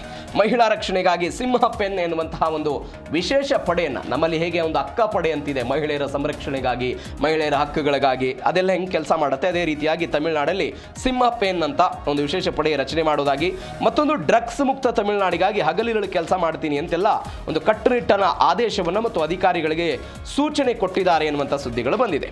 ತಮಿಳುನಾಡಿನ ಚುನಾವಣಾ ಪೂರ್ವದಲ್ಲಿ ಅನೇಕ ಘೋಷಣೆಗಳನ್ನು ಮಾಡಿದ್ರು. ಅದು ಮದುವೆ ಆಗುವವರಿಗೆ ಬಂಗಾರವನ್ನು ಕೊಡೋದರಿಂದ ಹಿಡಿದು ರೈತರ ಸಾಲ ಮನ್ನಾ, ಶೈಕ್ಷಣಿಕವಾಗಿ ನಾವು ಅನೇಕ ಸುಧಾರಣೆಗಳನ್ನು ತರ್ತೀವಿ ಅಂತ ಹೇಳೋದಾಗಿರ್ಬೋದು. ಅದಾದ ನಂತರ ಆರೋಗ್ಯ ಕ್ಷೇತ್ರದಲ್ಲಿ ನಾವು ಮಾಡಬಹುದಾದಂತಹ ಕೆಲಸಗಳ ಬಗ್ಗೆ ಆಗಿರ್ಬೋದು, 200 ಯೂನಿಟ್ ವಿದ್ಯುತ್ ಉಚಿತ ಆಗಿರ್ಬೋದು, ಮಹಿಳೆಯರಿಗೆ ಹಣ ವರ್ಗಾವಣೆ ಆಗಿರ್ಬೋದು, ವರ್ಷಕ್ಕೆ 6 LPG ಸಿಲಿಂಡರ್ಗಳನ್ನು ನಾವು ಕೊಡ್ತೀವಿ ಉಚಿತವಾಗಿ ಅನ್ನುವಂತಹ ಘೋಷಣೆ ಆಗಿರ್ಬೋದು. ಎಲ್ಲ ಘೋಷಣೆಗಳ ಭಾಗವಾಗಿ ಮೊದಲ ಘೋಷಣೆ ಇದೀಗ ಅವರು 200 ಗ್ರಾಂ ವಿದ್ಯುತ್ತನ್ನು ಉಚಿತವಾಗಿ ಕೊಡ್ತೀವಿ ಅಂತ ಹೇಳಿರೋದು. ಇದರ ಜೊತೆಗೆ ಸಿಂಹಪೇನ್ ಅಂತ ಹೇಳಿದರೆ ತಮಿಳುನಾಡಿನ ಭಾಷೆಯಲ್ಲಿ ಅದನ್ನು ಸಿಂಹಪೇನ್ ಅಂತಾರೆ. ಕನ್ನಡದ ಅರ್ಥವನ್ನು ನೋಡೋದಾದ್ರೆ ಸಿಂಹಿಣಿ ಅಂತ ಅರ್ಥ ಆಗುತ್ತದೆ. ಅಂದರೆ ಮಹಿಳೆಯರಿಗೆ ಯಾವುದೇ ತೊಂದರೆಗಳಾದಾಗ ಶೀಘ್ರದಲ್ಲಿ ತಾಂತ್ರಿಕವಾಗಿ ಬಲವರ್ಧನೆ ಆಗಿರುವಂಥ ಈ ಸಂಘಟನೆ, ಇದರೆಲ್ಲರೂ ಕೂಡ ಮಹಿಳಾ ಸಿಬ್ಬಂದಿಗಳೇ ಇರ್ತಾರೆ. ಮಹಿಳೆಯರಿಗೆ, ಯುವತಿಯರಿಗೆ, ವಯಸ್ಸಾದಂತಹ ಮಹಿಳೆಗೆ ಯಾರಿಗೆ ಏನೋ ತೊಂದರೆ ಆದರೂ ಕೂಡ ತತ್ಕ್ಷಣವೇ ಇವರು ಕಾರ್ಯಪ್ರವೃತ್ತರಾಗಿ ಅವರಿಗೆ ಸಹಾಯ ಮಾಡುವಂತಹ ಪ್ರಯತ್ನವನ್ನು ಮಾಡ್ತಾರೆ. GPS ಟ್ರ್ಯಾಕಿಂಗು ಎಲ್ಲವೂ ಸಿಸ್ಟಮ್ ಇದೆ ಅಂತೆ. ನಮ್ಮ ಅಕ್ಕಪಡೆ ಹೆಂಗೆ ಕೆಲಸ ಮಾಡುತ್ತೆ ಯಾಸ್ ಇಟ್ ಈಸ್ ಅದೇ ರೀತಿಯಾಗಿ. ಅದರ ಜೊತೆಗೆ ಡ್ರಗ್ಸ್ ಮುಕ್ತ ತಮಿಳುನಾಡಿಗೆ ಅವರಿಗೆ ಒಂದೇನೋ ಪಣ ತೊಟ್ಟಿದ್ದಾರೆ ಅಂತ ಹೇಳ್ತಿದ್ದಾರೆ. ಅವರು ಸಿನಿಮಾಗಳಲ್ಲೂ ಕೂಡ ಅದ್ರ ಬಗ್ಗೆ ಏನೋ ಮಾತನಾಡಿದ್ರಂತೆ, ಡ್ರಗ್ಸ್ ಮುಕ್ತ ತಮಿಳುನಾಡು ಮಾಡಬೇಕು, ಯುವಕರೆಲ್ಲ ಹಾಳಾಗ್ತಿದ್ದಾರೆ ಅಂತ. ಅದರ ಭಾಗವಾಗಿ ಮೊದಲ ದಿನ ಇಂಥದ್ದೊಂದು ಪ್ರಯತ್ನವನ್ನ ವಿಜಯ್ ಅವರು ಮಾಡಿದ್ದಾರೆ ಅಂತ. ಇದರ ಜೊತೆಗೆ ಸಂಪುಟದಲ್ಲಿ 9 ಜನ ಇದೀಗ ಸಚಿವರಾಗಿರುವುದು. 9 ಜನ ಸಚಿವರಾಗಿದ್ದಾರೆ. ಕೆಲವೊಂದಿಷ್ಟು ವಿಶೇಷತೆ ಇದೆ ಇವತ್ತಿನ ಈ ಸಚಿವ ಸಂಪುಟದಲ್ಲಿ. ಯಾಕಂದರೆ ಸಹಜವಾಗಿ ಆಲ್ಮೋಸ್ಟ್ ಎಲ್ಲರೂ ಕೂಡ TVKಯಿಂದ ಆಯ್ಕೆ ಆದವರಿಗೆ ಎಲ್ರಿಗೂ ಕೂಡ ಸಚಿವ ಸ್ಥಾನ ಸಿಕ್ಕಿರೋದು. 9 ಜನರಿಗೆ ಕೊಟ್ಟಿದ್ದಾರೆ. ಅದರಲ್ಲಿ ಕೆಲವೊಂದಿಷ್ಟು ಜನ ವೈದ್ಯರಿದ್ದಾರೆ, ಅಂದರೆ ವಕೀಲರಾಗಿ ಕೆಲಸವನ್ನು ಮಾಡಿಕೊಂಡವರು, ಅದು TVKಗೆ ಕಾನೂನು ಸಲಹೆಗಾರರಾಗಿ ಕೆಲಸ ಮಾಡಿದವರು, ಇವೆಲ್ಲರಿಗೂ ಕೂಡ ಅವಕಾಶವನ್ನು ಕೊಡೋ ಪ್ರಯತ್ನವನ್ನು ಮಾಡಿದ್ದಾರೆ. ದಶಕಗಳ ಅನುಭವವಿರುವ ಹಿರಿಯ ನಾಯಕ KM ಸೆಂಗಟ್ಟಿಯನ್ ಅವರಿಗೂ ಕೂಡ ಸಂಪುಟದಲ್ಲಿ ಅವಕಾಶವನ್ನು ಕೊಡಲಾಗಿದೆ. ವಿಜಯ್ ಆಪ್ತ ಮ್ಯಾನೇಜರ್ ವೆಂಕಟರಮಣ್, ಯುವತಿ ಕೀರ್ತನಾಗೆ ಸಚಿವ ಸ್ಥಾನವನ್ನು ಕೊಡಲಾಗಿದೆ. ಬ್ರ್ಯಾಂಡ್ ಬಿಲ್ಡರ್ ಆದವ್ ಅರ್ಜುನ್ ವಾಗ್ಮಿ, ರಾಜ್ಮೋಹನ್ ಕೈಗಿಯೂ ಕೂಡ ಕೆಲವೊಂದಿಷ್ಟು ಪ್ರಮುಖ ಖಾತೆಗಳನ್ನು ಅಲ್ಲಿ ಕೊಡಲಾಗಿದೆ. ನಾನು ಮಧ್ಯಾಹ್ನವೂ ಕೂಡ ಈ ವಿಚಾರದ ಬಗ್ಗೆ ಮಾತನಾಡ್ತಾ ಇದ್ವಿ. ರಾಜಕೀಯ ಅನುಭವಕ್ಕಿಂತಲೂ ಕೂಡ ಅವರು ಹೇಳಿರೋದು, ರಾಜಕೀಯ ಅನುಭವಕ್ಕಿಂತಲೂ ಕೂಡ ವೃತ್ತಿ ಅನುಭವವನ್ನು ಯಾರು ಹೆಚ್ಚಾಗಿ ಹೊಂದಿದ್ದಾರೆ ಅವರಿಗೆ ಆಯಾ ಕ್ಷೇತ್ರದಲ್ಲಿ. ಇದೀಗ ವೈದ್ಯರಾಗಿರೋರಿಗೆ ಆರೋಗ್ಯ ಖಾತೆ ಕೊಟ್ಟಿರೋದು. ಕಾನೂನಾತ್ಮಕವಾಗಿ ಹೆಚ್ಚು ಪಾಂಡಿತ್ಯವನ್ನು ಹೊಂದಿರುವಂತಹ ವ್ಯಕ್ತಿಗೆ ಕಾನೂನು ಮತ್ತು ಸಂಸದೀಯ ವ್ಯವಹಾರಗಳ ಖಾತೆಯನ್ನು ಕೊಟ್ಟಿರೋದು. ಇದೇ ಪ್ರಯತ್ನವನ್ನು ತಮಿಳುನಾಡಲ್ಲಿ ಇವತ್ತು ವಿಜಯ್ ಅವರು ಮಾಡಿದ್ದಾರೆ. ಆ ಮುಖಾಂತರ ಹೊಸಬರಿಗೆ ಅವಕಾಶಗಳನ್ನು ಕೊಟ್ಟು ಒಂದು ಸಮತೋಲಿತ, ಅದು ಜಾತಿ ಆಧಾರಿತ ಆಗಿರ್ಬೋದು, ಹೊಸಬರು ಹಳಬರು ಎಲ್ಲ ವಿಚಾರದಲ್ಲೂ ಕೂಡ ಒಂದು ಸಮತೋಲನವನ್ನು ಕಾಯ್ಕೊಳ್ಳೋ ಪ್ರಯತ್ನವನ್ನು ಮಾಡಿದ್ದಾರೆ. ದಂತ ವೈದ್ಯರಾದಂಥ ಡಾಕ್ಟರ್ ಪ್ರಭು, IRSನ ಮಾಜಿ ಅಧಿಕಾರಿ ಅರುಣ್ ರಾಜ್ ಅವರಿಗೆ ವೃತ್ತಿಪರರಿಗೆ ಆದ್ಯತೆ ಕೊಡಲಾಗಿದೆ. ಇದರ ಜೊತೆಗೆ ವಿಜಯ್ ಅವರ ಆಪ್ತ ಮ್ಯಾನೇಜರ್ ಅರ್ಜುನ್ ಮತ್ತು ವಾಗ್ಮಿ, ರಾಜ್ಮೋಹನ್ ಇವರೆಲ್ಲರಿಗೂ ಕೂಡ ಪ್ರಮುಖ ಖಾತೆಗಳನ್ನು ಕೊಡುವ ಮುಖಾಂತರ ಒಂದು ಸಾಮಾನ್ಯ ಕಾರ್ಯಕರ್ತರಿಗೂ ಕೂಡ ಒಂದು ಉನ್ನತ ಸ್ಥಾನಗಳನ್ನು ಕೊಡಲಾಗಿದೆ ಎನ್ನುವಂತಹ ಸುದ್ದಿಗಳು ಸದ್ಯಕ್ಕೆ ಬಂದಿರೋದು. ಅಂದರೆ ಇತ್ತೀಚೆಗೆ ಒಂದು ಸುದ್ದಿ ಬಂದಿತ್ತು, ದಳಪತಿ ವಿಜಯ್ ಅವರ ಕಾರು ಚಾಲಕ ಏನಿದ್ರು ಅವರ ಪುತ್ರನಿಗೆ ಟಿಕೆಟ್ ಕೊಟ್ಟು ಗೆಲ್ಸ್ಕೊಂಡು ಬರುವ ಪ್ರಯತ್ನಗಳಾಗಿದೆ ಅಂತ. ಅದೇ ಮಾದರಿಯಲ್ಲಿ ಸಚಿವ ಸಂಪುಟದಲ್ಲೂ ಕೂಡ ಹೀಗೆ ಕಾರ್ಯಕರ್ತರಿಗೆ ಅವಕಾಶವನ್ನು ಕೊಟ್ಟಿದ್ದೀವಿ ಅನ್ನೋ ಒಂದು ಮೆಸೇಜನ್ನು ಕೊಡೋ ಪ್ರಯತ್ನವನ್ನು ದಳಪತಿ ವಿಜಯ್ ಮಾಡಿದ್ದಾರೆ. ಇದು ದಳಪತಿ ವಿಜಯ್ ಅವರ ಸಂಪುಟದಲ್ಲಿರುವಂತಹ 9 ಸಚಿವರುಗಳಾಯಿತು. ಇದರ ಜೊತೆಗೆ ರಾಷ್ಟ್ರ ರಾಜಕಾರಣದ ದಿಕ್ಸೂಚಿ ಬದಲಿಸ್ತಾರಾ ದಳಪತಿ ಅಂತ ನಾನು ಆವಾಗಲೇ ಹೇಳಿದೆ. 2018ರ ಕರ್ನಾಟಕ ವಿಧಾನಸಭಾ ಚುನಾವಣೆಯಲ್ಲಿ ಕಾಂಗ್ರೆಸ್ ಮತ್ತು JDS ಮೈತ್ರಿಯಾದಾಗ ಕುಮಾರಸ್ವಾಮಿ ಅವರು ಮುಖ್ಯಮಂತ್ರಿ ಆದರು. 2019ರಲ್ಲಿ ಲೋಕಸಭಾ ಚುನಾವಣೆ ಇತ್ತು. ಹೀಗಾಗಿ ಬಿಜೆಪಿ ವಿರುದ್ಧ ನಾವು ಫೈಟ್ ಮಾಡಬೇಕು ಅನ್ನೋ ಕಾರಣಕ್ಕಾಗಿ ಬೆಂಗಳೂರಿನ ವಿಧಾನಸೌಧದ ಮೆಟ್ಟಿಲುಗಳ ಮೇಲೆ ಅಖಿಲೇಶ್ ಯಾದವ್ ಆಗಿರ್ಬೋದು, ಮಾಯಾವತಿ ಆಗಿರ್ಬೋದು, ಇವತ್ತಿನ ಮಾಜಿ ಮುಖ್ಯಮಂತ್ರಿ ಮಮತಾ ಬ್ಯಾನರ್ಜಿ, ಸ್ಟಾಲಿನ್ ಇವರೆಲ್ಲರೂ ಕೂಡ ಸೇರಿಕೊಂಡು ಕೈ ಎಲ್ಲ ಮೇಲೆತ್ತಿ ಮಹಾಗಠಬಂಧನ ಮಾಡಿಕೊಂಡು ಬಿಜೆಪಿ ವಿರುದ್ಧ ಹೋರಾಟ ಮಾಡೋ ಪ್ರಯತ್ನವನ್ನು ಮಾಡಿದರು. ಒಂದ್ಸಗೆ ತಮಿಳುನಾಡಿನ ರಾಜಕಾರಣ ಅಂತದ್ದೇ ಬೆಳವಣಿಗೆ ಕಾರಣ ಆಗುತ್ತೆ ಅಂತ ಹೇಳ್ತಿದ್ದಾರೆ. ಯಾಕಂದರೆ DMKಯಿಂದ ಹೊರಗೆ ಬಂದಿದ್ದಾರೆ ಅವರು, ಬಿಜೆಪಿಯನ್ನು ದೂರ ಇಡಬೇಕು, AIDMKನ ದೂರ ಇಡಬೇಕು ಅಂತ. ಹೀಗಾಗಿ ಒಂದು ಹೊಸ ಮೈತ್ರಿಯ ಮುನ್ಸೂಚನೆ. 67ರ ನಂತರ ಕಾಂಗ್ರೆಸ್ ಹೀನಾಯವಾಗಿ ಸೋತ್ಕೊಂಡು ಬಂದಿದ್ದಂತಹ ರಾಜ್ಯ ಇದು. ಅಂದರೆ ಇಡೀ ದೇಶದಲ್ಲಿ ಸ್ವತಂತ್ರ ಚಳುವಳಿಯ ನಂತರ ತಮಿಳುನಾಡಲ್ಲಿ ಒಂದು ಅಸ್ತಿತ್ವದ ಸರ್ಕಾರವನ್ನು ಹೊಂದಿದ್ದಂತಹ ಕಾಂಗ್ರೆಸ್ ಕಾಮರಾಜ್ ಅವರ ನಂತರ ಸರ್ಕಾರ ಪತನ ಆಗಿ ಹೋಗ್ಬಿಡ್ತು. ನಾನು ಮೊನ್ನೆಯೂ ಕೂಡ ಹೇಳಿದೆ, ಕಾಮರಾಜ್ ಅವರು ಅತ್ಯಂತ ಹಿರಿಯ ನಾಯಕನಾಗಿದ್ದರೂ ಕೂಡ ಒಬ್ಬ ವಿದ್ಯಾರ್ಥಿ ಲೀಡರ್ ಎದುರುಗಡೆ ಚುನಾವಣೆಯನ್ನು ಸೋತ್ ಬಿಡ್ತಾರೋ. ವಿದ್ಯಾರ್ಥಿ ಲೀಡರ್ 27 ವರ್ಷ ಇರುತ್ತೆ ಆ ವ್ಯಕ್ತಿಗೆ. ಆ ವ್ಯಕ್ತಿಯ ವಿರುದ್ಧ ಕಾಮರಾಜ್ ಅವರು ಚುನಾವಣೆಯನ್ನು ಸೋತ ನಂತರ ಕಾಂಗ್ರೆಸ್ ಅಲ್ಲಿ ಹೀನಾಯವಾಗಿ ಹೋಗೋ ಪ್ರಯತ್ನ ಆಯಿತು. ಇದೀಗ ಒಂದು ಮುನ್ಸೂಚನೆ ಮಾಡೋ ಪ್ರಯತ್ನವನ್ನ, ಅಂದರೆ ಕಾಂಗ್ರೆಸ್ ಅನ್ನ ಪುನರಪಿ ಅಧಿಕಾರಕ್ಕೆ ತರೋ ಪ್ರಯತ್ನ ತಮಿಳುನಾಡಿನಿಂದ ಶುರುವಾಗುತ್ತಾ? ಇದು ಸದ್ಯಕ್ಕಿರುವಂತಹ ಪ್ರಶ್ನೆ. ಹೀಗಾಗಿ ಒಂದು ರಾಷ್ಟ್ರ ರಾಜಕಾರಣಕ್ಕೆ ಒಂದು ಮೆಸೇಜ್ ಕೊಡೋ ಪ್ರಯತ್ನವಂತೂ ಕಾಂಗ್ರೆಸ್ ಮತ್ತು TVK ಮಾಡ್ತಾ ಅನ್ನೋದು ಸದ್ಯಕ್ಕಿರುವಂತಹ ಕುತೂಹಲ. ಇದರ ಜೊತೆಗೆ ಇವತ್ತು ವ್ಯಾಪಕವಾಗಿ ಚರ್ಚೆ ಆಗಿರೋದು ತ್ರಿಷಾ ಅವರ ಸುದ್ದಿ.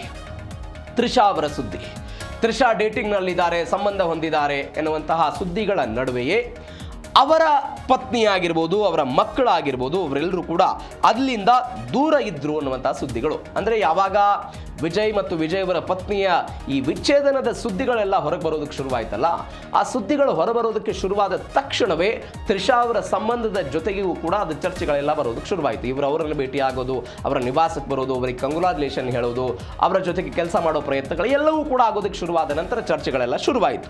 ಇದೀಗ ಹಾಗಾದರೆ ಸಮಾರಂಭದಲ್ಲಿ ಮಿಂಚಿದ ತ್ರಿಷಾ ನೆಟ್ಟಿಗರು ಗರಂ ಆಗಿದ್ದಾರೆ. ವಿಜಯ್ ಸಿಎಂ ಆಗುವ ಸಂಭ್ರಮದಲ್ಲಿ ಸೆಂಟರ್ ಆಫ್ ಅಟ್ರಾಕ್ಷನ್ ಆಗಿದ್ರು ನಟಿ ತ್ರಿಷಾ. ತಿಳಿ ನೀಲಿ ಬಣ್ಣದ ಕಾಂಚೀವರಂ ಸೀರೆಯನ್ನೆಲ್ಲ ಉಟ್ಟು ಅವರು ಕಾರ್ಯಕ್ರಮಕ್ಕೆ ಬಂದಿದ್ರು. ನಾನು ಅವಾಗಲೇ ಹೇಳಿದೆ, ಕಂಗ್ರಾಚುಲೇಷನ್ ಹೇಳಿದ್ರು, ಅಭಿನಂದನೆ ಹೇಳಿದ್ರು, ಆಪ್ತ ಗೆಳತಿ ಅಂತ ಹೇಳ್ತಾರೆ. ಪಕ್ಷದ ಕಾರ್ಯಕರ್ತೆಯೂ ಅಲ್ಲದ ತ್ರಿಷಾ ಸಮಾರಂಭಕ್ಕೆ ಬಂದಿದ್ದು ಯಾಕೆ? ಯಾಕಂದ್ರೆ ಅವರೊಬ್ಬರು ನಟಿ, ಹೀಗಾಗಿ ಅವರು ಕಾರ್ಯಕ್ರಮಕ್ಕೆ ಬಂದರು ಅಂತ. ಬಿಕಾಸ್ ಅವರವರ ನಡುವೆ ಇದ್ದಂತಹ ಸಂಬಂಧಗಳ ಬಗ್ಗೆ ಚರ್ಚೆ ಆಗ್ತಾ ಇರುವಂಥ ಈ ಸಮಯ.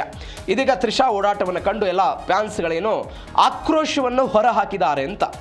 ಯಾಕೆ ಹೊರಹಾಕಿದ್ದಾರೆ, ಇವಳು ಯಾಕೆ ಬಂದಿದ್ದಾಳೆ ಅಂತೆಲ್ಲ ಅವರೆಲ್ಲ ಸಾಮಾಜಿಕ ಜಾಲತಾಣದಲ್ಲಿ ಒಂದು ಪ್ರಶ್ನೆಯನ್ನು ಮಾಡಿದಾರಂತೆ. ಯಾಕಂದರೆ ಅವರ ಕುಟುಂಬವೇ ಬಂದಿಲ್ಲ, ಇವರು ಯಾಕೆ ಬಂದಿದ್ದಾರೆ? ವಿಜಯ್ ಪತ್ನಿ ಮತ್ತು ಮಕ್ಕಳು ಕಾಣಿಸಿಕೊಳ್ಳದ ಇದ್ದದ್ದು. ಸಹಜವಾಗಿ ಒಬ್ಬರ ಪತಿ ಅಥವಾ ಆ ಕುಟುಂಬದ ಯಾವುದಾದ್ರೂ ಒಬ್ಬ ವ್ಯಕ್ತಿ ರಾಜ್ಯದ ಉನ್ನತ ಹುದ್ದೆಗೆ ಹೋಗ್ತಿದ್ದಾರೆ, ಅಂಥದ್ದೊಂದು ಕಾರ್ಯಕ್ರಮ ಏನೋ ನಡೀತಾ ಇದೆ ಅಂತ ಹೇಳಿದಾಗ ಅವರ ಕುಟುಂಬ ಸಂಪೂರ್ಣವಾಗಿ ಅವ್ರು ಬರುತ್ತೆ. ಆದರೆ ಅವ್ರು ಬರದೇ ಇದ್ದಾಗಲೂ ಕೂಡ ತ್ರಿಷಾ ಅವರು ಯಾಕೆ ಬಂದರು ಅನ್ನುವಂಥದ್ದು ಸದ್ಯಕ್ಕಿರುವಂತಹ ಪ್ರಶ್ನೆ. ಮತ್ತೊಂದು ಕಡೆ ಕಾರ್ಯಕ್ರಮಕ್ಕೆ ಗೈರಾಗಿದ್ದಾರೆ ಅವರ ಪತ್ನಿ ಸಂಗೀತಾ ಮತ್ತು ಮಕ್ಕಳು. ವಿಜಯ್ ಅವರ ಪತ್ನಿ ಸಂಗೀತಾ ಮತ್ತು ಅವರ ಮಕ್ಕಳು ಕಾರ್ಯಕ್ರಮದಿಂದ ದೂರ ಉಳಿದ್ರು. ಸಮಾರಂಭಕ್ಕೆ ಮಗ ಜೇಸನ್ ಸಂಜಯ್ ಮತ್ತು ಮಗಳು ದಿವ್ಯಾ ಸಾಶಾ ಇವರಾರು ಕೂಡ ಕಾರ್ಯಕ್ರಮಕ್ಕೆ ಬರಲಿಲ್ಲ. ಇವರು ಕಾರ್ಯಕ್ರಮದಿಂದಲೇ ದೂರ ಇದ್ರು. ಬಿಕಾಸ್ ವಿಚ್ಛೇದನದ ಸುದ್ದಿಗಳು ದೊಡ್ಡ ಮಟ್ಟದಲ್ಲಿ ಕೇಳಿ ಬರ್ತಾ ಇದೆ ಅವರ ಪ್ರಕರಣದಲ್ಲಿ. ಹೀಗಾಗಿ ಅವರು ಇದೇ ಕಾರಣಕ್ಕಾಗಿ ಕಾರ್ಯಕ್ರಮದಿಂದ ದೂರ ಉಳಿದ್ರ ಅನ್ನುವಂತಹ ಪ್ರಶ್ನೆ ಸಹಜವಾಗಿದೆ. ಇದರ ಜೊತೆಗೆ ಮನೆಯವರು ಬಾರದ ಕಾರ್ಯಕ್ರಮಕ್ಕಾಗಿ ಇವರು ಯಾಕೆ ಬಂದರು ಅನ್ನುವಂತಹ ಚರ್ಚೆ ಸಾಮಾಜಿಕ ಜಾಲತಾಣದಲ್ಲಿ ದೊಡ್ಡ ಮಟ್ಟದಲ್ಲಿ ಆಗ್ತಾ ಇದೆ. ಮೊನ್ನೆ ತ್ರಿಷಾ ಮತ್ತು ಜಯಲಲಿತಾ ಅವರಿಗೆ ಕಂಪೇರ್ ಮಾಡಿದ್ದನ್ನು ನೋಡಿದ್ವಿ. ತ್ರಿಷಾ ಅವರು ಕೂಡ ಬ್ರಾಹ್ಮಣ ಸಮುದಾಯ, ಜಯಲಲಿತಾ ಅವರು ಬ್ರಾಹ್ಮಣ ಸಮುದಾಯ. ಅವರು ಓದಿರುವಂಥ ಶಾಲೆ ಒಂದು, ಇವರು ಓದಿರುವಂತಹ ಶಾಲೆ ಒಂದು. ಅವರದ್ದು MGR ಜೊತೆಗಿದ್ರು, ಇವತ್ತು ವಿಜಯ್ ಅವರ ಜೊತೆಗಿದ್ದಾರೆ. ಇಂಥದ್ದೊಂದು ಕಂಪ್ಯಾರಿಸನ್ ಸೋಷಿಯಲ್ ಮೀಡಿಯಾದಲ್ಲಿ ಅವತ್ತಾಗಿತ್ತು, ಇವತ್ತು ಕೂಡ ಸಾಮಾಜಿಕ ಜಾಲತಾಣದಲ್ಲಿ ಇವ್ರು ಯಾಕೆ ಬಂದರು ಅಂತ. ವಿಜಯ್ ಮತ್ತು ಸಂಗೀತಾ ವಿಚ್ಛೇದನದ ಪ್ರಕರಣ ನಡೀತಾ ಇದೆ ಎನ್ನುವಂಥ ಸುದ್ದಿಗಳಿದೆ. ಹೀಗಾಗಿ ಈ ಕಾರಣದಿಂದಲೇ ಅವರು ಈ ಕಾರ್ಯಕ್ರಮದಿಂದ ದೂರ ಉಳಿದ್ರ ಎನ್ನುವಂತಹ ಚರ್ಚೆ ದೊಡ್ಡ ಮಟ್ಟದಲ್ಲಿ ಆಗ್ತಾ ಇದೆ. ಕುಟುಂಬವೇ ದೂರ ಇದ್ದಾಗ ತ್ರಿಷಾ ಅವರು ಯಾಕೆ ರಾರಾಜಿಸಿದ್ರು, ಇಂಥದ್ದೊಂದು ಚರ್ಚೆ ಸದ್ಯಕ್ಕೆ ಅಲ್ಲಿ ಆಗ್ತಾ ಇರೋದು. ಇದು ತ್ರಿಷಾ ಅವರ ಬಗ್ಗೆ ಸಾಮಾಜಿಕ ಜಾಲತಾಣದಲ್ಲಿ ಆಗ್ತಾ ಇರುವಂತಹ ಚರ್ಚೆ. ಮತ್ತೊಂದು ಬೆಳವಣಿಗೆ ಆಗ್ತಾ ಇದೆ. ಮನೆ ಮುರಿದ ತ್ರಿಷಾ ಸೋಷಿಯಲ್ ಮೀಡಿಯಾದಲ್ಲಿ ಟ್ರೋಲ್ ಆಗ್ತಾ ಇರೋದು. ಮನೆ ಮುರಿದು ಬಿಟ್ಟಿದ್ದಾರೆ ಅಂತ. ಏನು ಮನೆ ಮುರಿದಿದ್ದಾರೆ? ಅವರ ಪತ್ನಿ ಮತ್ತು ಮಕ್ಕಳ ಜೊತೆಗೆ ಇವರ ಸಂಬಂಧ ಹಾಳಾಗಿದೆ, ವಿಚ್ಛೇದನ ಆಗ್ತಾ ಇದೆ ಅನ್ನುವಂಥ ಚರ್ಚೆ ಬರ್ತಾ ಇದೆಯಲ್ಲ, ಹೀಗಾಗಿ ಅವರು ಮನೆಯನ್ನು ಮುರಿದಿದ್ದಾರೆ ಅಂತ ಇವರೆಲ್ಲ ಹೇಳ್ತಿದ್ದಾರೆ. ಒಬ್ಬರೇ ಮನೆ ಮುರಿದು ಪಡೆದ ವಸ್ತು ನಿನ್ನ ಬಳಿ ಇಲ್ಲ, ತ್ರಿಷಾಗೆ ಟಾಂಗ್ ಕೊಟ್ಟಿದ್ದಾರಂತೆ ಇವರು.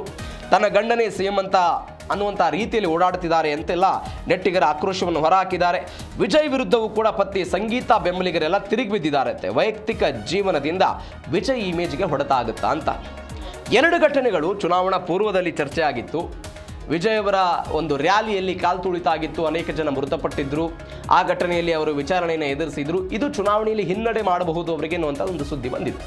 ಇದರ ಜೊತೆಗೆ ಒಂದು ವೈಯಕ್ತಿಕ ಜೀವನ, ವಿಜಯ್ ಅವರ ವೈಯಕ್ತಿಕ ಜೀವನ ಸರಿಯಾಗಿಲ್ಲ, ಒಂದು ಕುಟುಂಬವನ್ನೇ ನಿರ್ವಹಣೆ ಮಾಡಿದಂತಹ ವ್ಯಕ್ತಿ ರಾಜ್ಯವನ್ನು ಹೆಂಗೆ ನಿರ್ವಹಣೆ ಮಾಡ್ತಾರೆ ಇತ್ಯಾದಿ ವಿಚಾರಗಳು ಚುನಾವಣಾ ಪೂರ್ವದಲ್ಲಿ ಅವರ ಬಗ್ಗೆ ಚರ್ಚೆ ಆಗ್ತಾ ಬಂದಿತ್ತು.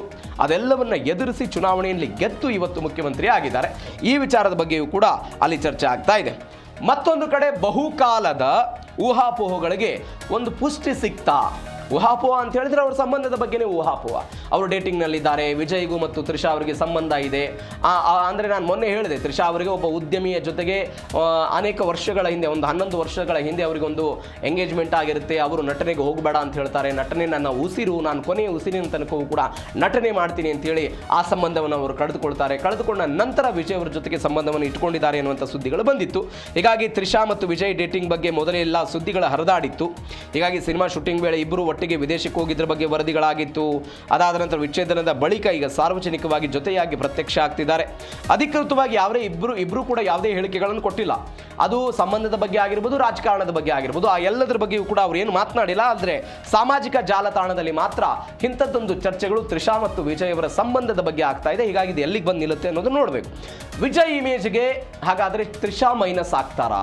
ಇಂಥದ್ದೊಂದು ಪ್ರಶ್ನೆ ಇದೆ. ನಾನು ಅವಾಗಲೇ ಹೇಳಿದೆ, ಚುನಾವಣಾ ಪೂರ್ವದಲ್ಲಿ ಇಂಥದ್ದೊಂದು ಸೆಟ್ ಬ್ಯಾಕ್ ಆಗುತ್ತೆ, TBKಗೆ ವಿಜಯ್ ಅವರಿಗೆ ಸೆಟ್ ಬ್ಯಾಕ್ ಆಗುತ್ತೆ ಅನ್ನುವಂಥ ಚರ್ಚೆಗಳಾಗಿತ್ತು. ಇದೀಗ CM ಆಗಿ ಅಧಿಕಾರವನ್ನು ವಹಿಸಿಕೊಂಡ ಮೊದಲ ದಿನವೇ ವೈಯಕ್ತಿಕ ವಿವಾದದ ನಂಟು ಆಗಿದೆ. ಮಹಿಳಾ ವೋಟರ್ಗಳ ಮೇಲೆ ಪರಿಣಾಮ ಬೀರುತ್ತಾ ವಿಜಯ್ ಸಾಂಸಾರಿಕ ಕಲಹ ಅಂತ. ಅಂದರೆ ನಾವು ಚುನಾವಣೆಯಲ್ಲಿ ವಿಜಯ್ ಅವರಿಗೆ ಯುವಕರು ಮತ್ತು ಮಹಿಳೆಯರು ಅತಿ ಹೆಚ್ಚಾಗಿ ವೋಟ್ ಹಾಕಿದ್ದಾರೆ, ಅವರೇ ಒಂದು ದೊಡ್ಡ ಬಲವಾಗಿತ್ತು TBKಗೆ ಅಂತ ಹೇಳ್ತಿದ್ದೀವಿ. ಆದರೆ ಇವರ ವೈಯಕ್ತಿಕ ಜೀವನ ಮತದಾರರ ಮೇಲೆ ಏನು ಎಫೆಕ್ಟ್ ಆಗುತ್ತೆ, ಅದನ್ನು ಅಲ್ಲಿಯ ಮತದಾರ ಹೆಂಗೆ ತೆಗೆದುಕೊಳ್ತಾರೆ, ಇದು ಸದ್ಯಕ್ಕಿರುವಂಥ ಕುತೂಹಲ. ಜನರ ನಾಯಕನಾಗೋದಕ್ಕೆ ಪಾರಿವಾರಿಕ ಅಂದರೆ ಕುಟುಂಬದ ಮೌಲ್ಯಗಳು ಮುಖ್ಯ ಅಂತಾರೆ ವಿಮರ್ಶಕರು.